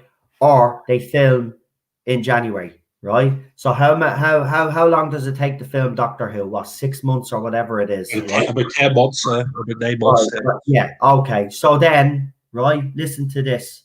They release the show, say, the latest September 2021, right? Yeah. They show say 6 episodes or 4 episodes this side of 2021, and then they show the rest in 2022. Like the information that we got suggests that they might split season 13 in 2. That would actually make perfect sense. That would bring it to 2022. And then the other part of that rumor, and I'll give you a bit more time because I did speak. That's all right. The other part of that rumor is that after that, then that's when they were gonna leave. Yeah. Now, Go ahead. Go that ahead. is a theory, right? I'm just putting that out with a theory while using the information that I've gotten in the past. I'm just theorizing here. I'm not saying it's anything. Take it with a pinch of salt. But to me, that makes sense. So I'll ask you, Marty, what do you think? Do you think that makes sense? And I do think it makes sense. I'll tell you what I think. I reckon we're going to get a press release on Christmas Day, and they'll tell us then if it's coming back in 2021 or 2022. Now, if it's coming back in 2021, this is my thing. Oh, is he gone? Hello, welcome to the Marty Show. No, I'll wait till Noel comes back. I'll wait till he comes back in. I'll not take over the whole stream. Don't think it would be right for me to take over the whole stream now, would it? Anyway, I'll get on with it. I'll just get on with it instead of leaving you flying. There you go. I'm back. Sorry about that. I had to refresh. Bleeding thing is all over. For next year. If Doctor Who comes back next year, what I could see them doing is we have 10 episodes, right? They obviously want to do the 10 episodes. Yeah. So if you film the 10 episodes, it would make sense that 5 would be shown in 2021 and the other 5 shown. This is what I'm getting to. And then that would fit. Now, obviously, it does fit in with the information I got. Yeah. Again, all I'm just saying is I'm speculating here. I'm not saying it's true, but it would make sense. I don't know what you guys actually think in the chat, but Marty, go ahead. I'll let you finish that point. This is what I think is going to happen. This is based on like marketing and everything that has been going on now at the minute too. I think we are going to get 5 episodes in 2021. Then what we're going to do is episode 5. This is just a theory in my head. It probably won't happen. Episode 5 of series 13 will end on the cliffhanger with David Tennant returning. David Tennant and Jodie Whittaker, based on the marketing, and you notice how Tennant's been marketed with Whittaker now all the time, from Children in Need to all these new games that are coming out. I reckon Tennant will appear at the end of episode 5 of series 13. The special will be next, whether it's Christmas Day or New Year's Day, and Tennant's going to be in that special to try and drag the ratings out of the ground. And then we're going to get the last 5 episodes of series 13 in the spring of 2022. That's my opinion of it. Well, that's an actual interesting theory, and you know what, there could be something in it because you are right. The David Tennant's Doctor did seem to appear in a lot of stuff alongside Jodie Whittaker's Doctor, whether it be the books, the strips, or even the games. So I mean, again, we're only speculating on the channel, obviously. Listen, I'm not saying that list is right. That list, speculating. And that's what's good to do when we do this sort of news. It's all Anthony Davis. He's not really a guarantee it'll not be Christmas Day. He could be right. I'm not saying it's true. Yeah, I'm not writing it off. I'm not writing it off until I get a confirmation from the BBC. Exactly. And that's what we've always said. You know, at the end of the day, you know, all of this means absolutely nothing that we've spoken about tonight here in the past few minutes until BBC themselves or the press office or whatever come out and say something. But that's the good thing. We can speculate. We can come up with theories. And I think we've come up with some interesting ones tonight. But listen, Marty, before I do let you go, is there anybody you want to plug before you head off? I'll probably plug all the beautiful people in the chat. I can see all their comments here. But it's been a long time. It's been a long time since I've been on a stream. And I just want to say hello to everybody in the chat because it's been a long time since I've been speaking to a lot of yous, and I hope to be back a bit more often because I've just started uni and everything's just been all over the place, and I've only just come back now, and I'm around maybe a bit more often. Good. Well, it was nice having you on, and it's good to see you around again. And listen, look after yourself and stay safe. And you too. And you too. Because we know unis, especially in over the UK as well, we've seen what happened there. The beer bug cases spiked. So just be careful, pal, and look after yourself. And listen, we'll see you soon. Yeah. No bother. I'll chat these all later. All right. See you later, Marty. Good luck. Right. Good luck. We've got one more person to come on. So I'll just ask anybody in the chat real quickly. Is there anybody else that would like to come on tonight? Let me know in the chat, and I'll put the link in the chat one last time before I bring on my last guest. So Christmas Day, 5:25. If the leaked information is correct, that is a horrible time slot. Seriously, that is one of the worst time slots you could give, because at that time, right, everybody has just gotten over Christmas dinner. You know, everybody sits. It's a time where people actually, at that time, people take a bit of a nap. You know, and then because it's a long, stressful, bloody day. I don't know what they're playing at, but listen, I did say I would love them to put it on Christmas Day because I think it'll be massive in the ratings, and I still strongly believe that, because I don't think BBC realise that there is such hatred for this children's story arc, and maybe they're gambling because it is Christmas Day and it is where everybody's going to be sitting at home. They think that they might get a ratings boost, but I just don't see it. I just don't see it happening. So right, I think Lee is the last person to come on. So we will bring Lee on as the last guest, because we go about an hour and a half, 2 hours on this channel. We're already for Friday nights, so we're already an hour and 36 minutes in, because Friday night tights starts soon. So I tried to finish before Friday night tights starts, so you can all go over and watch Gary and his crew make you all laugh and talk about all the stuff that's going on. And I know they've been reviewing Discovery, so I'm sure they've got plenty to say. So go and check them out after that. Right, let's bring him on, because he's been waiting, and he left for a while and he came back. So it's the one and only Problem Big, and he always has a bloody problem. Hello, my friend. Right, well, I want to just get straight into it and ask you, what do you think of the Marty? Yeah, interesting. I thought Marty was going to stick around so we could all discuss it, but that's fine. Yeah, it's there's two thoughts really. One is Chibnall's really screwed this one up, because he let go of that time slot, and it's probably been, you know, over the last couple of years now, been taken over by whatever it is that's taken it over. So you're not going to get that same sweet spot again. Also, for the fact that I think clearly the BBC's lost confidence in this. It's not a ratings bringer.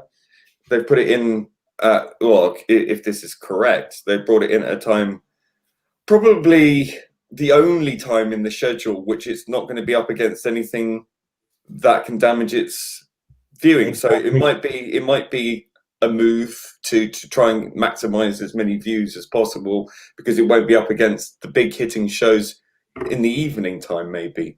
So, I mean, if you look at last year's schedule for ITV, 5 p.m. was the Tipping Point Lucky Stars Christmas special, and at 6 p.m. was the Chase Celebrity special. Oh, so she could be going up against Bradley Walsh again. That would be hilarious, wouldn't it?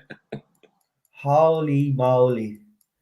Oh, that would be sensational. Seriously, I would love it to happen.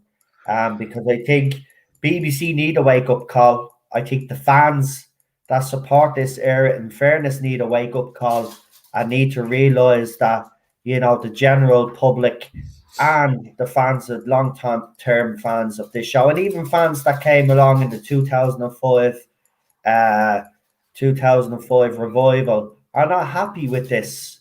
Well, who wants their Christmas ruined by Doctor Who anyway? You know, Oh, it's so depressing. I mean, look, if that image is anything to go by, with a bunch of bored, depressed-looking people sat around a table, if people think at the BBC that the audience want to watch something like that as entertainment for Christmas Day, think again. I really don't think that remotely, out of all the images from an hour-long special or wherever it is, they could have picked. They picked a bunch of depressed-looking people sat around a table in a beige room. You're kidding yourself. Not only did he slap the fans of this era in the face by not even releasing a teaser trailer, a 1-minute trailer, for heaven's sake.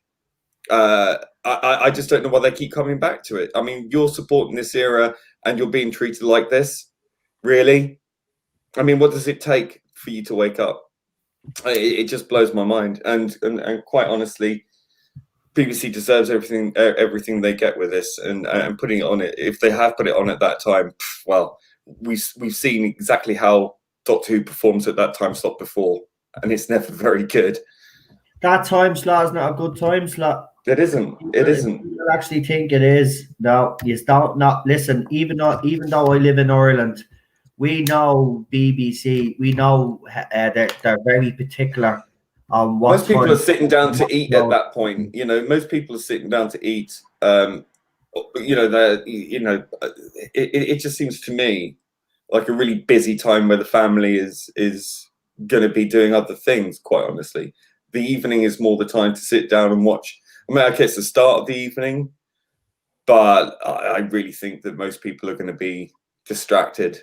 I think I just seen someone in the chat say that they're repeating the episode again on New Year's Day.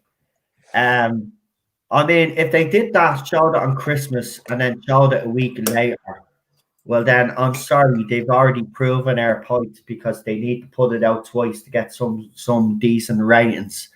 Yeah, I don't see how. This is a disaster. Look, everything about this special, it's a disaster. There's been no promotion for it whatsoever. None.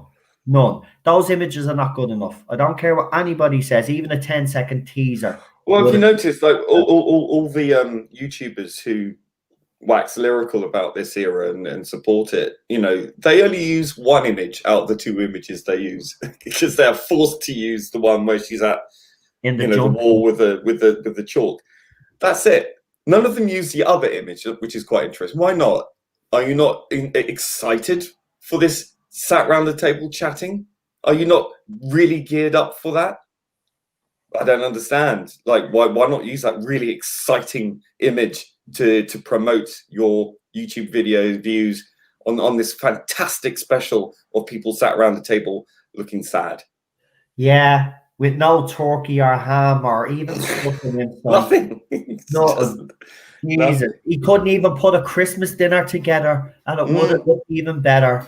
But no, he has to make us miserable on Christmas. Well, it doesn't matter though, because we won't be watching it Christmas Day. Do you remember? Because we're going to be on this channel doing decent Christmas specials. That's what we're doing. That's right, and I think we should stick to that plan. I think a Christmas adding to the View at this stage is for me anathema. You know, after what we were dealt with and all the shit that we've been faced with on social media for all that time since the Timeless Child to this, fuck off. Quite honestly, the BBC could have easily have said at some point, can the fandom just like put itself in check and stop harassing people, bullying people, inciting vicious, vile, disgusting messages and trolling and all the rest of it. They did nothing. They just sat in their hands, let it all unwind, let it all go on, and they've done nothing. And these are the same people who preach to us about the virtues of looking after people with mental health, and they by their tacit silence have allowed this to unfold without any resistance. They seem to love it. They seem to agree with it because they've done nothing about it. And quite honestly, I'm tired of it. I'm tired of their complete disregard for this fandom, and the fact that record complaints about that cancer scene, record complaints about loads of things, and they just dismiss it off as a creative choice. No, quite honestly, it's just beyond insulting. Done with it. Not interested. Shove it up your ass. Don't want to know.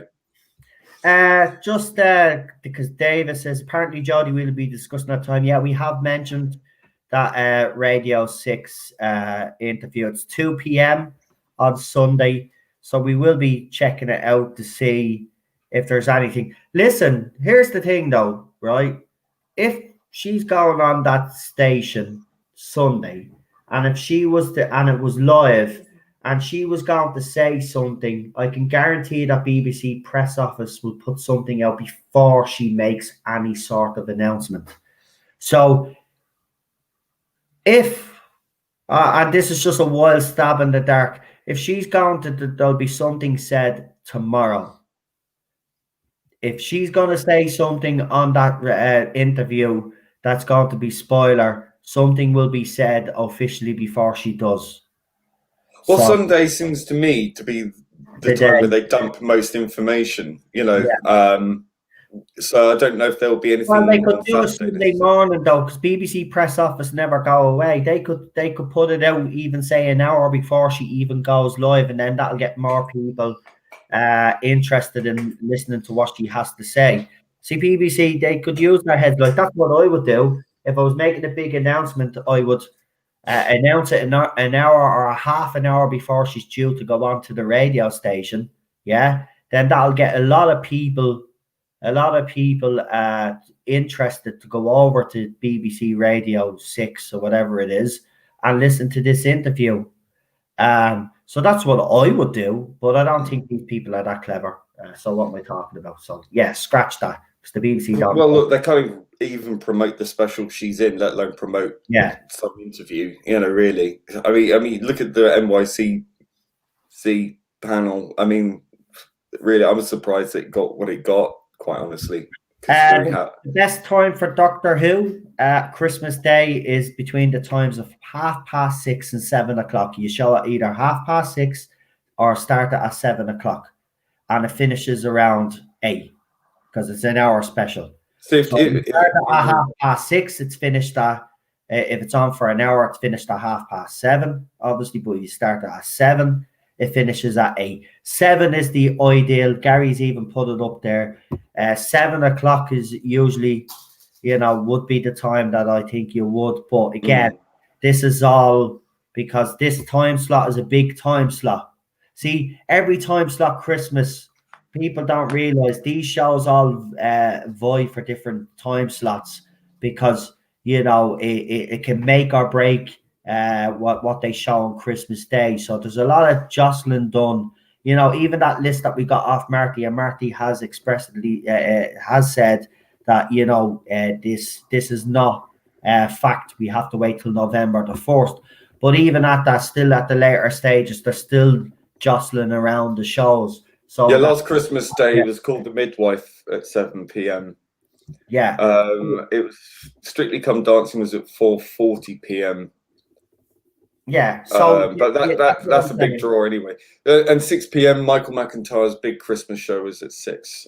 Yeah, so I mean, look, there's still plenty of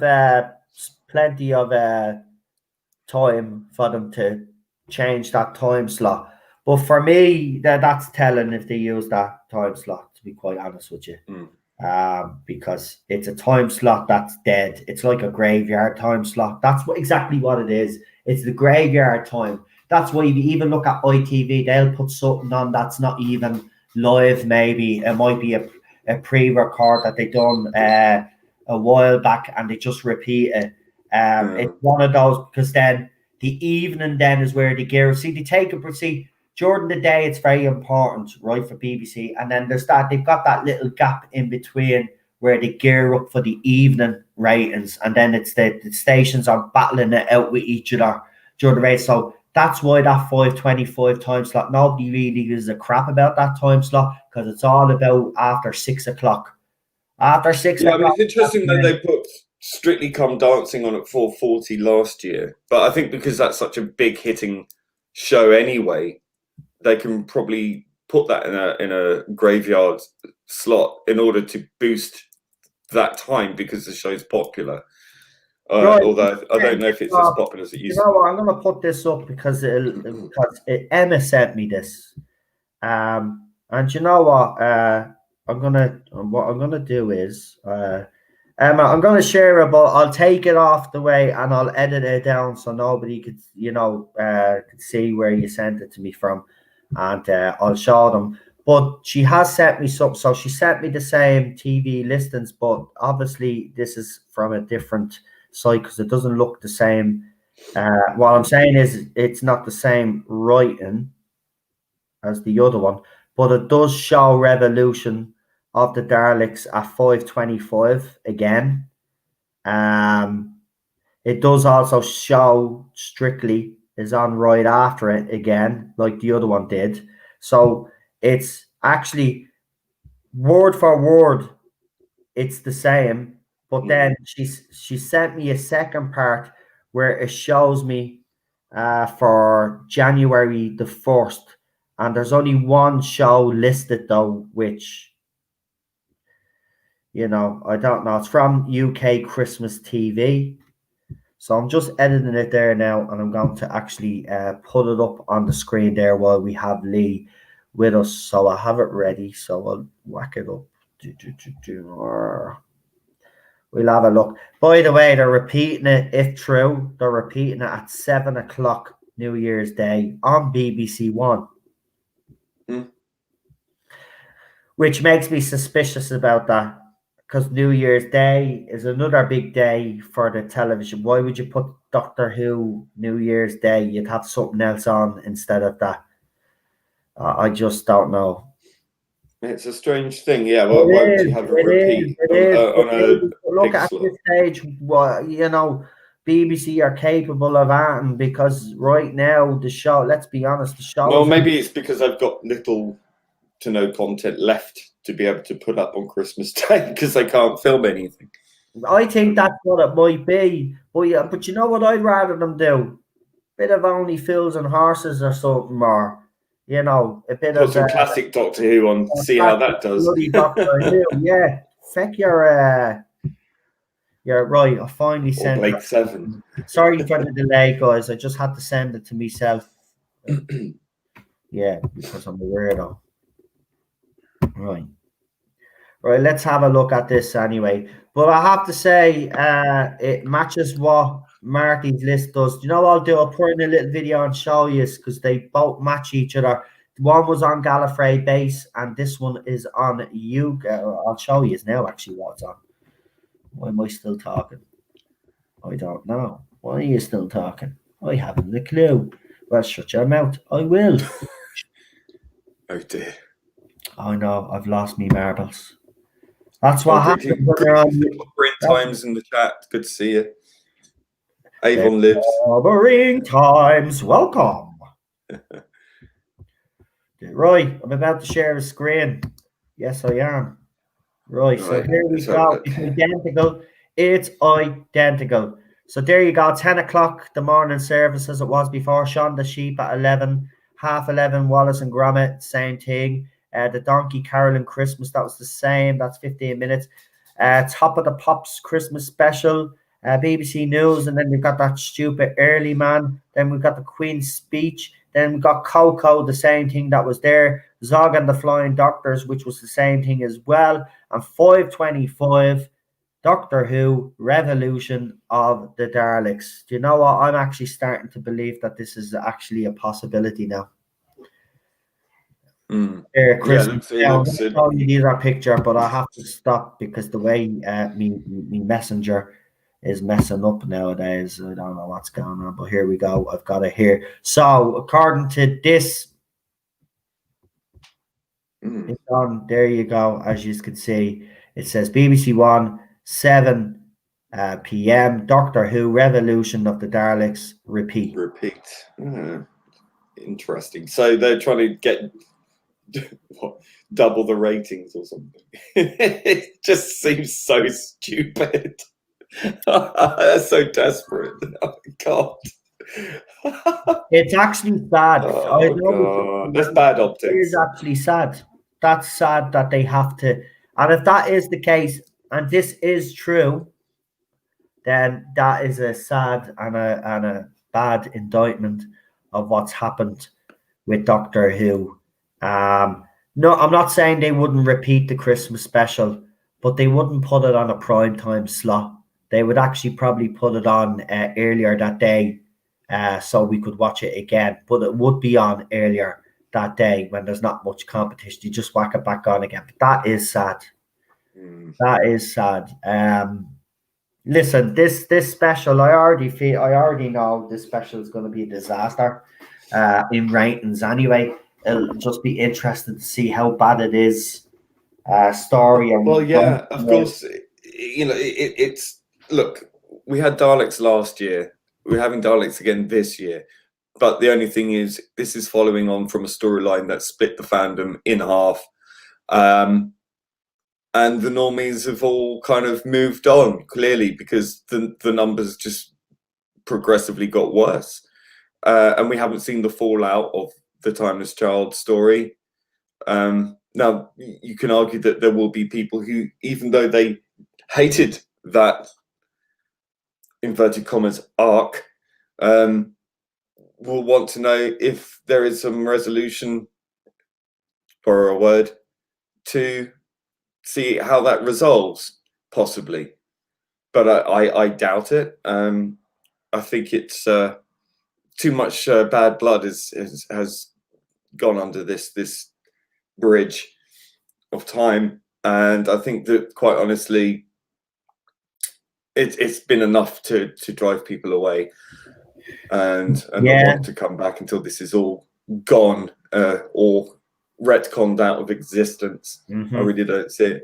I just you know, and you know, in all this time, I mean, it's been in the can for how long? They could have released at least a teaser trailer, a minute-long trailer, something.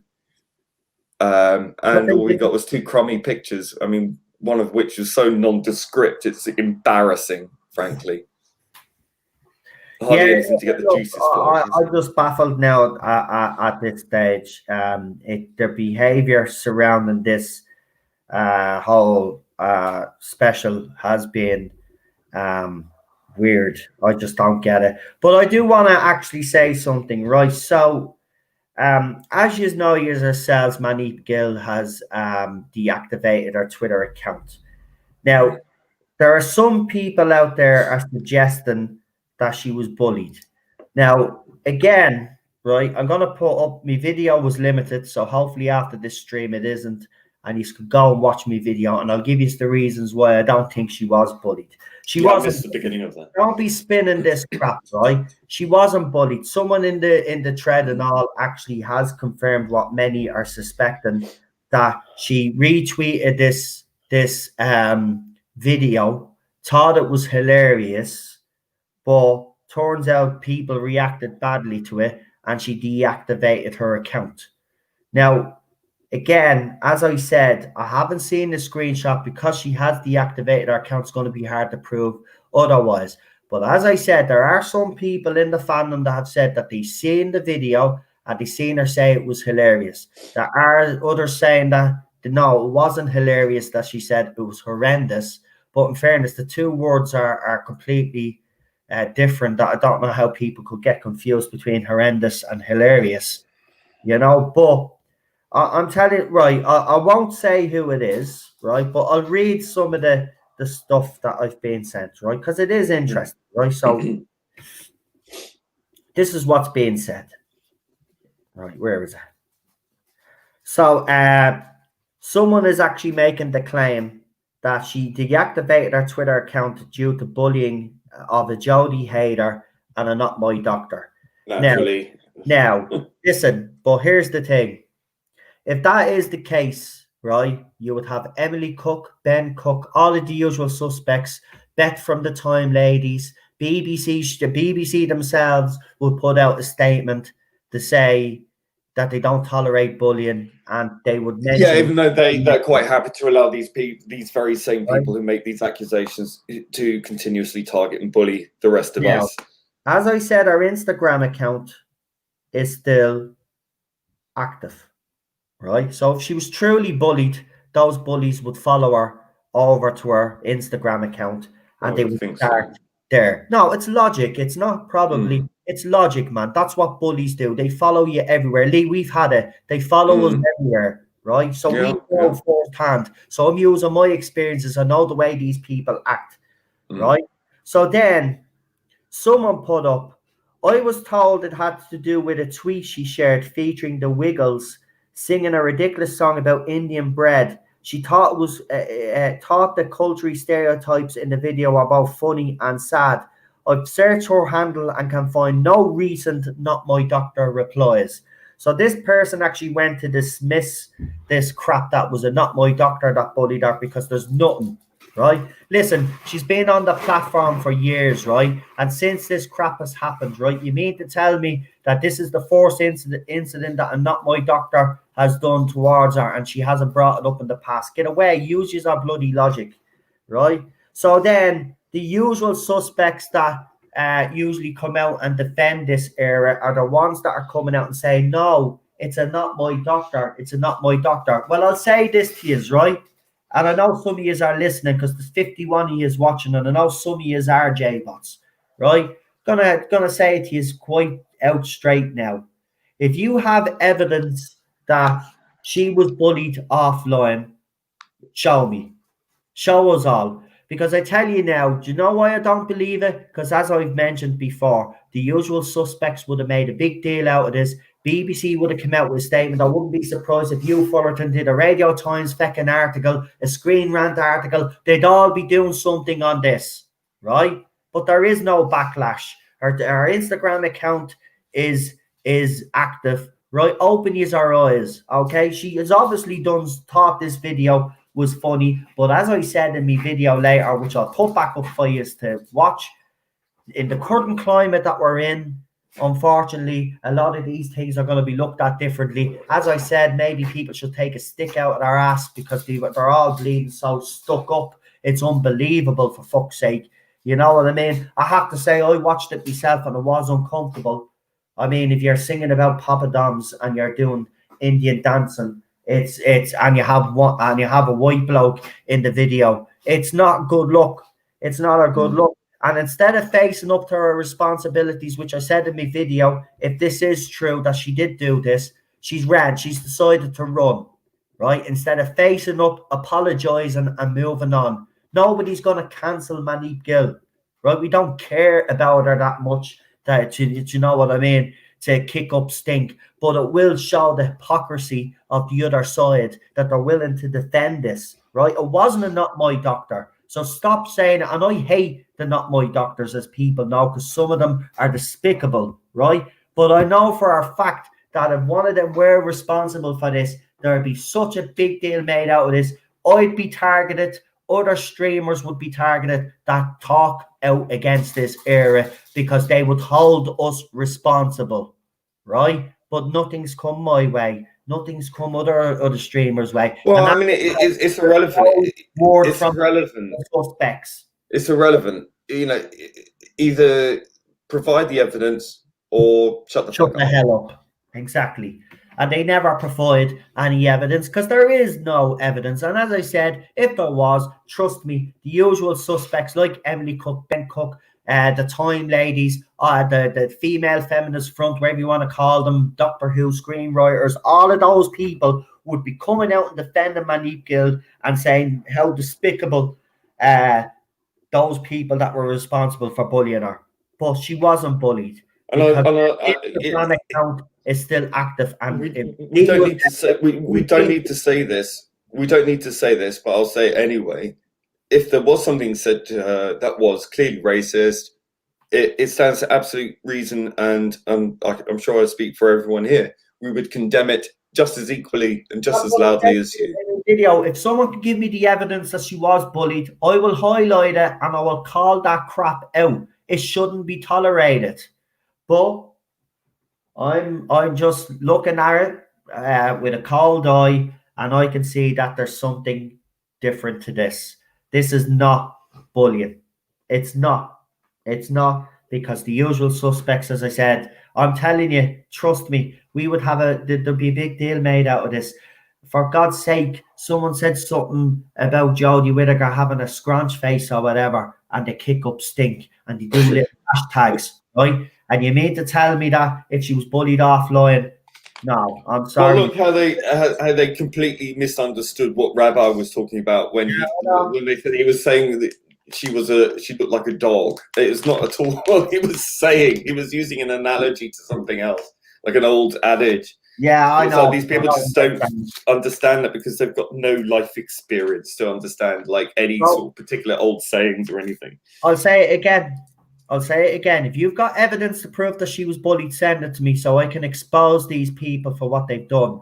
Nobody would be harassed offline. But what I will say is, from my experience or from Leah's experience, for anybody that's being trolled and bullied in this fandom knows that it doesn't matter what platform you're on, they follow, right? So if she's truly bullied, her Instagram account would also, in my opinion, and this is just my opinion, her Instagram account, she would also take that down. The fact that that's still active and she's being active on it proves to me that there's something else going on with the Twitter account. And I do suspect that she shared this video. And I'm not saying that she's racist, right? Because it's getting ridiculous, all of this rubbish. To be quite honest, people are losing their shit over the least little thing, right? I didn't personally like the video. I thought it was uncomfortable. But that video's been floating around for God knows how long, right? She came across it, probably genuinely thought it was funny.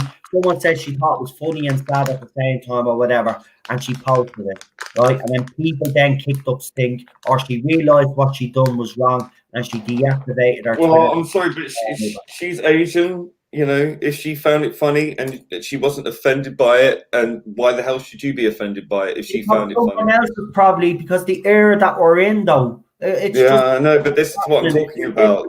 This is what I'm talking about. This is ridiculous. So, to be honest, if that's what she did do, that she felt like she had to deactivate. Listen, I don't really give a crap. I think it does show a bit of hypocrisy because she does come out a lot talking about struggles. Especially being an Asian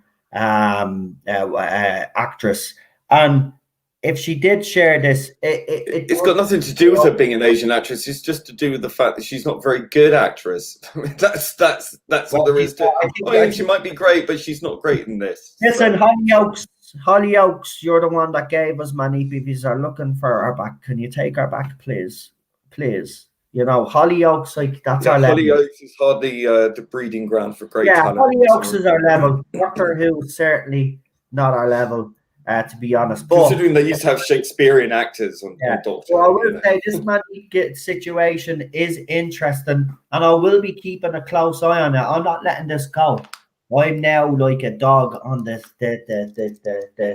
on the prowl. You know, after I caught the scent of something.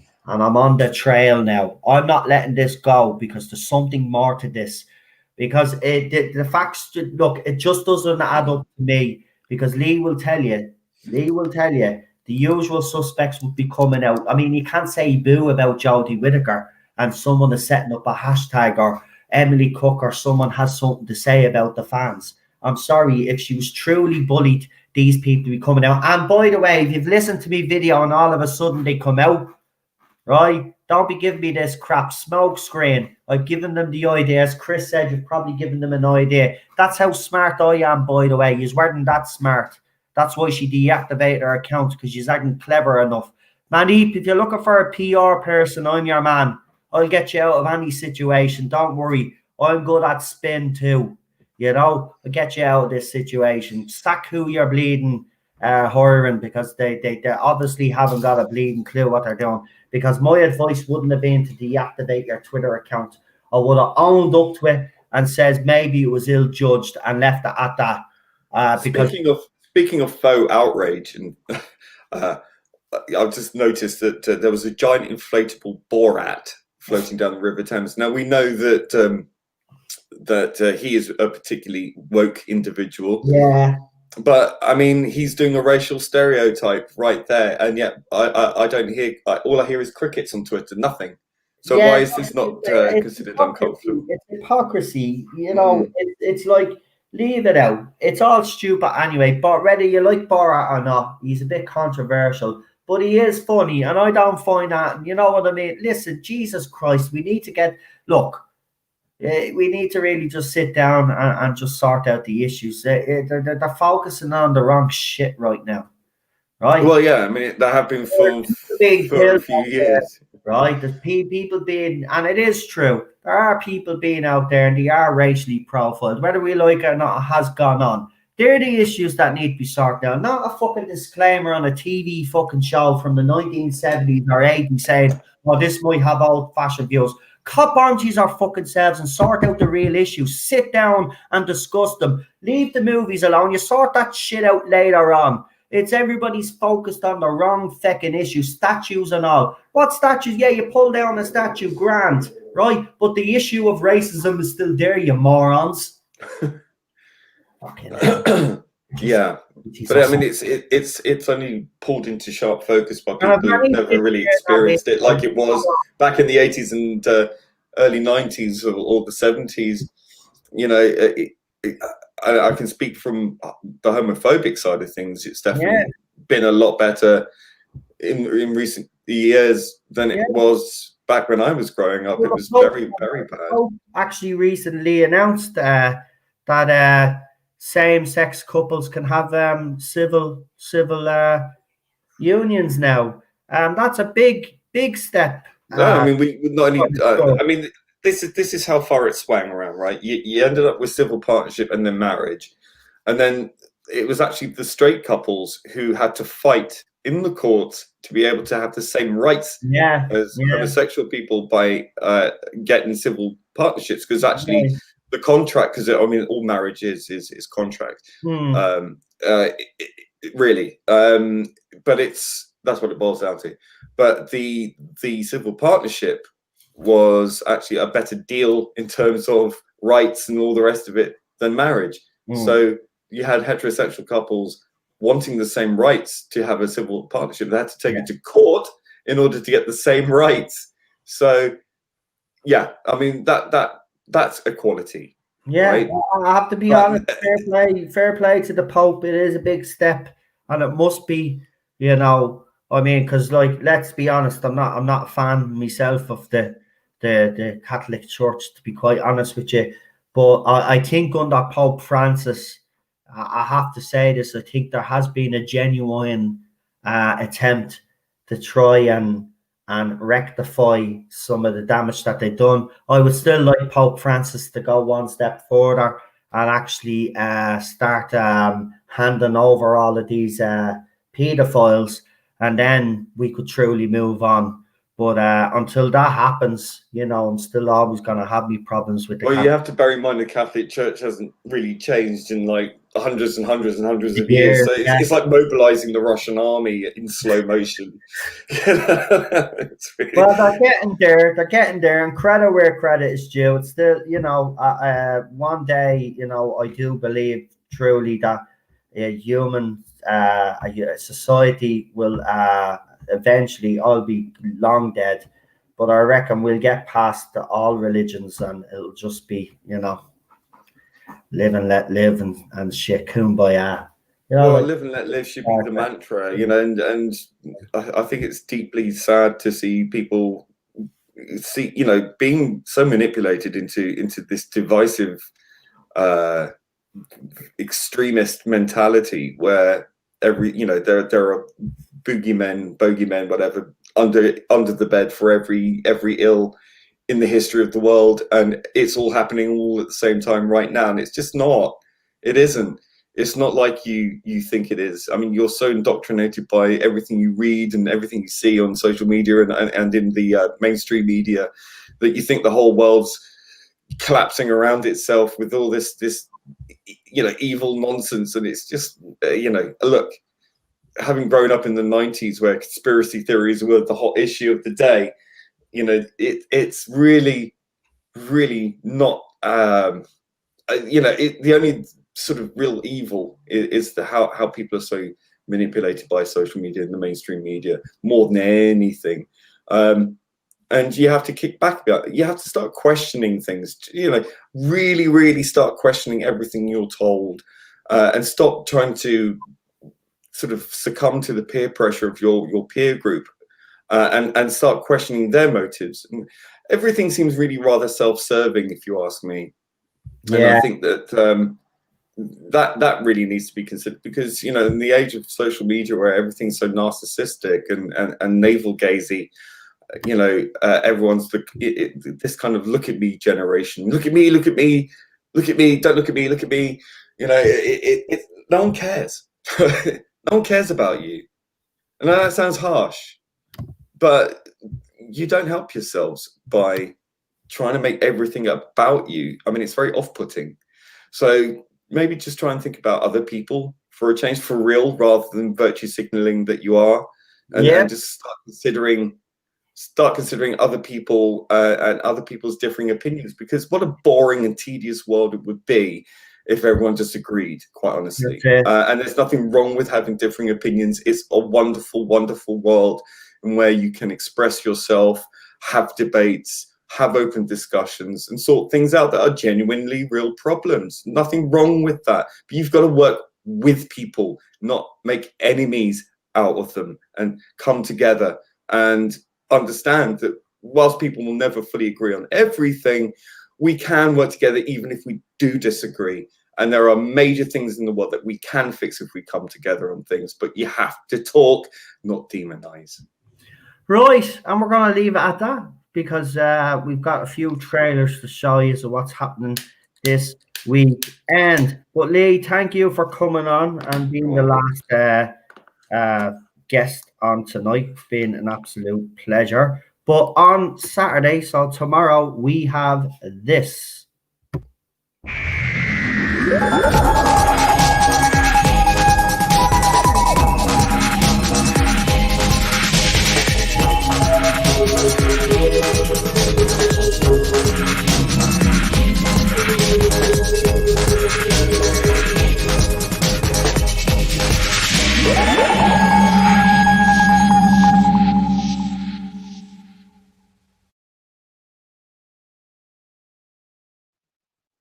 So don't forget to join us for Ghost Light tomorrow. That should be a good one.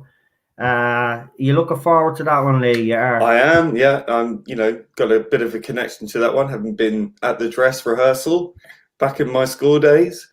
So yeah, it is a good classic story, and one that will, when people rewatch it, might pick up things they missed from watching it before. Well, looking forward to listening to what you have to say when we watch it. It's going to be a good one. And this is the last weekend. Obviously, we're taking another week off because we're doing the whole Star Wars thing. And Rabbi did a nice little teaser. I have another promo teaser, by the way, coming up. I'll probably drop that Sunday night or maybe next week. But it's a good one. You're going to love it. It actually got to me, to be honest with you, because it makes you, this trailer that he did, the second one, makes you realize what actually's happened to Star Wars, and it's actually sad. So so that's next week. Right, I better stop blabbering. Here's what's happening on Sunday.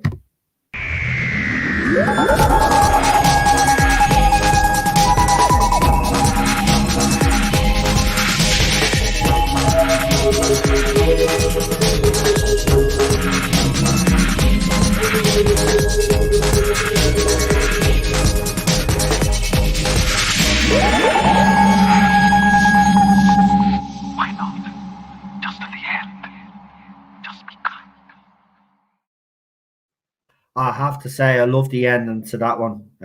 Peter Capaldi's. Yeah, I put that in obviously because of everything that was going on at the time, and I hope people just it needs to be a constant reminder. It really does. Right. Do me a favor before I finish now, do the last trailer, and then I'm going to leave straight away because I've promised Cheryl, and I haven't even had my dinner yet, and it's 10:20 at night. So I'm going to just leave straight away. I know we normally have a chat, but we'll have a chat tomorrow night instead, after we finish. But I'm just gonna head straight off. But do Yeah, me a favor, you've got a channel now. Give yourself an old plug there. Let people. Well, you're obviously going to be here as well with me tomorrow. So let people know if you're appearing on anybody else's channel, because I know you like to pour yourself. Nothing planned as yet. There is discussion that I might be discussing with Dan the Spacebook about Discovery STD. So that might be happening Monday. I'm not sure. It's up in the air at the moment because of someone else's commitments.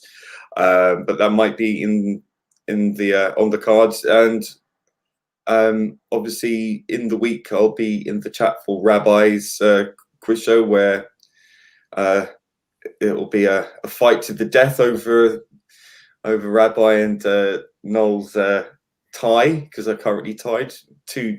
Yeah, that's it. We're two still wins each. Rabbi's, yeah. Rabbi's quiz won't be affected, but the movie vault will be, because that's when we do the 4 Star Wars movie on my channel. So don't forget to tune in on Wednesday here, and then Thursday Rabbi, then as Lee said, for the quiz. And he will be in the chat because he can't come on 2 weeks in a row now, even though we try pull that one, because he, likes pulling partners. I wonder who we'll have for next week. He's going to pull one out. Wait, you see, he's going to get someone really. I reckon clobbering time would be a good one. So try and get him on board if you can, Noel. Yeah, I've said it. If anybody wants to join me for the quiz, I keep saying it, but nobody wants to be my teammate. So maybe yeah, nobody wants to. Well, 2 wins each. Come on. No one loves you. Oh, yeah. Ted, I'm messing up. I'm really crying. I have to go because I'm really not upsetting my dog. He thinks I'm really crying now. Right. Right. So listen, you'll catch Lee on this channel a lot anyway. Yeah, and you can check my check his YouTube videos on my other YouTube channel, Ordred Audio Visual. The link was put up there by I think it was Chris or Daniel. By the way, that just reminds me about the trailer. Apparently, one of your trailers is on Discord. I just wanted to know, are you on it? No.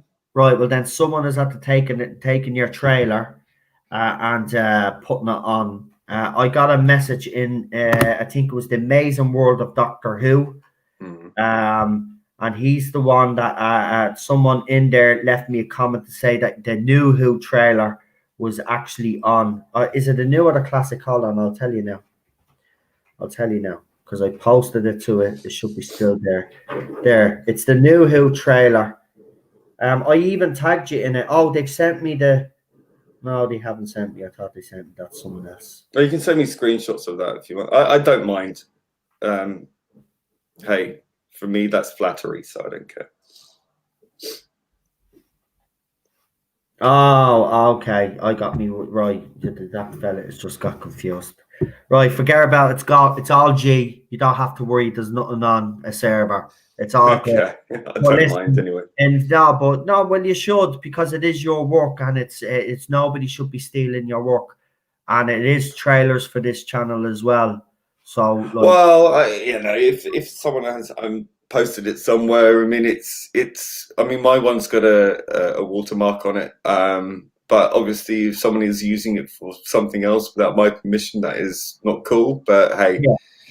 If you're using it to advertise, what I'm saying is that's fine. But if you're using it for some other thing, you don't have the right to do so. That's my work. Look, I mean, I don't own the copyright for any of the Doctor Who elements, obviously, but I mean, just bear in mind that I did throw it together, and it is for Noel. But I mean, if you're interested in my work, come and ask me, and I'll do one for you for a very reasonable rate. Reasonable price. Right, I've got one more trailer to show you. It is the end trailer. I'm going to say goodnight to Lee. I'm going to say goodnight to everybody in the chat. Listen, stay safe, have a good weekend, and we will be with you over the weekend. It's going to be fun times. And then next week, we do have Star Wars, and I can't wait. Oh, and next month, we're doing a bit of Star Trek. So we're mixing it up. We're going to keep going. I might even do the Alien franchise as well at some stage because I really do. I want to do the all of the movies again. all 4. Yeah, I'm not doing the new ones because they killed me. But I'll do Even Resurrection, because Even Resurrection now looks... Resurrection wasn't as bad as it's people not as make bad it as out. people It's make all it. right. Yeah. It's not great compared to the first 2. No, it's not. There was a good idea in there. It just... We did finally get to Earth. With Resurrection. Yeah, which is where they should have gone with it next. Alien invasion of Earth. You know, I mean, it writes itself. Come on. That's it. It does. Right, we're gonna go. Listen to me, mods. To Nicholas for the 2 super chats earlier on. Thank you very much, my friend. To everybody in the chat, Clobbering Times, Disaster Area, Daniel, PD, Rich, and all you other guys, Super John, Marty, Gary. I'm actually just reading these names off the top of my head. I can't actually see his names. It's just I remember so many of you because the same people come in all the time, which is absolutely fantastic. The Thing King as well, and everybody saying good night to Teddy and Cheryl. Yeah, and me. Thank you. Really appreciate it. We will try get Teddy on at some stage when I get my camera sorted out, because I know you's all missing. Right? Every time I put a photograph, there's always loads of comments. So yeah. Real Star Wars is Clobbering Times. It is, mate. It is. We've got real Star Wars coming next week, and we're really looking forward to it. Right. Good night, folks. Emma, stay safe and get well soon. Get well soon, man. Everybody else in the chat, you look after yourself. Have a great weekend, and we will talk soon.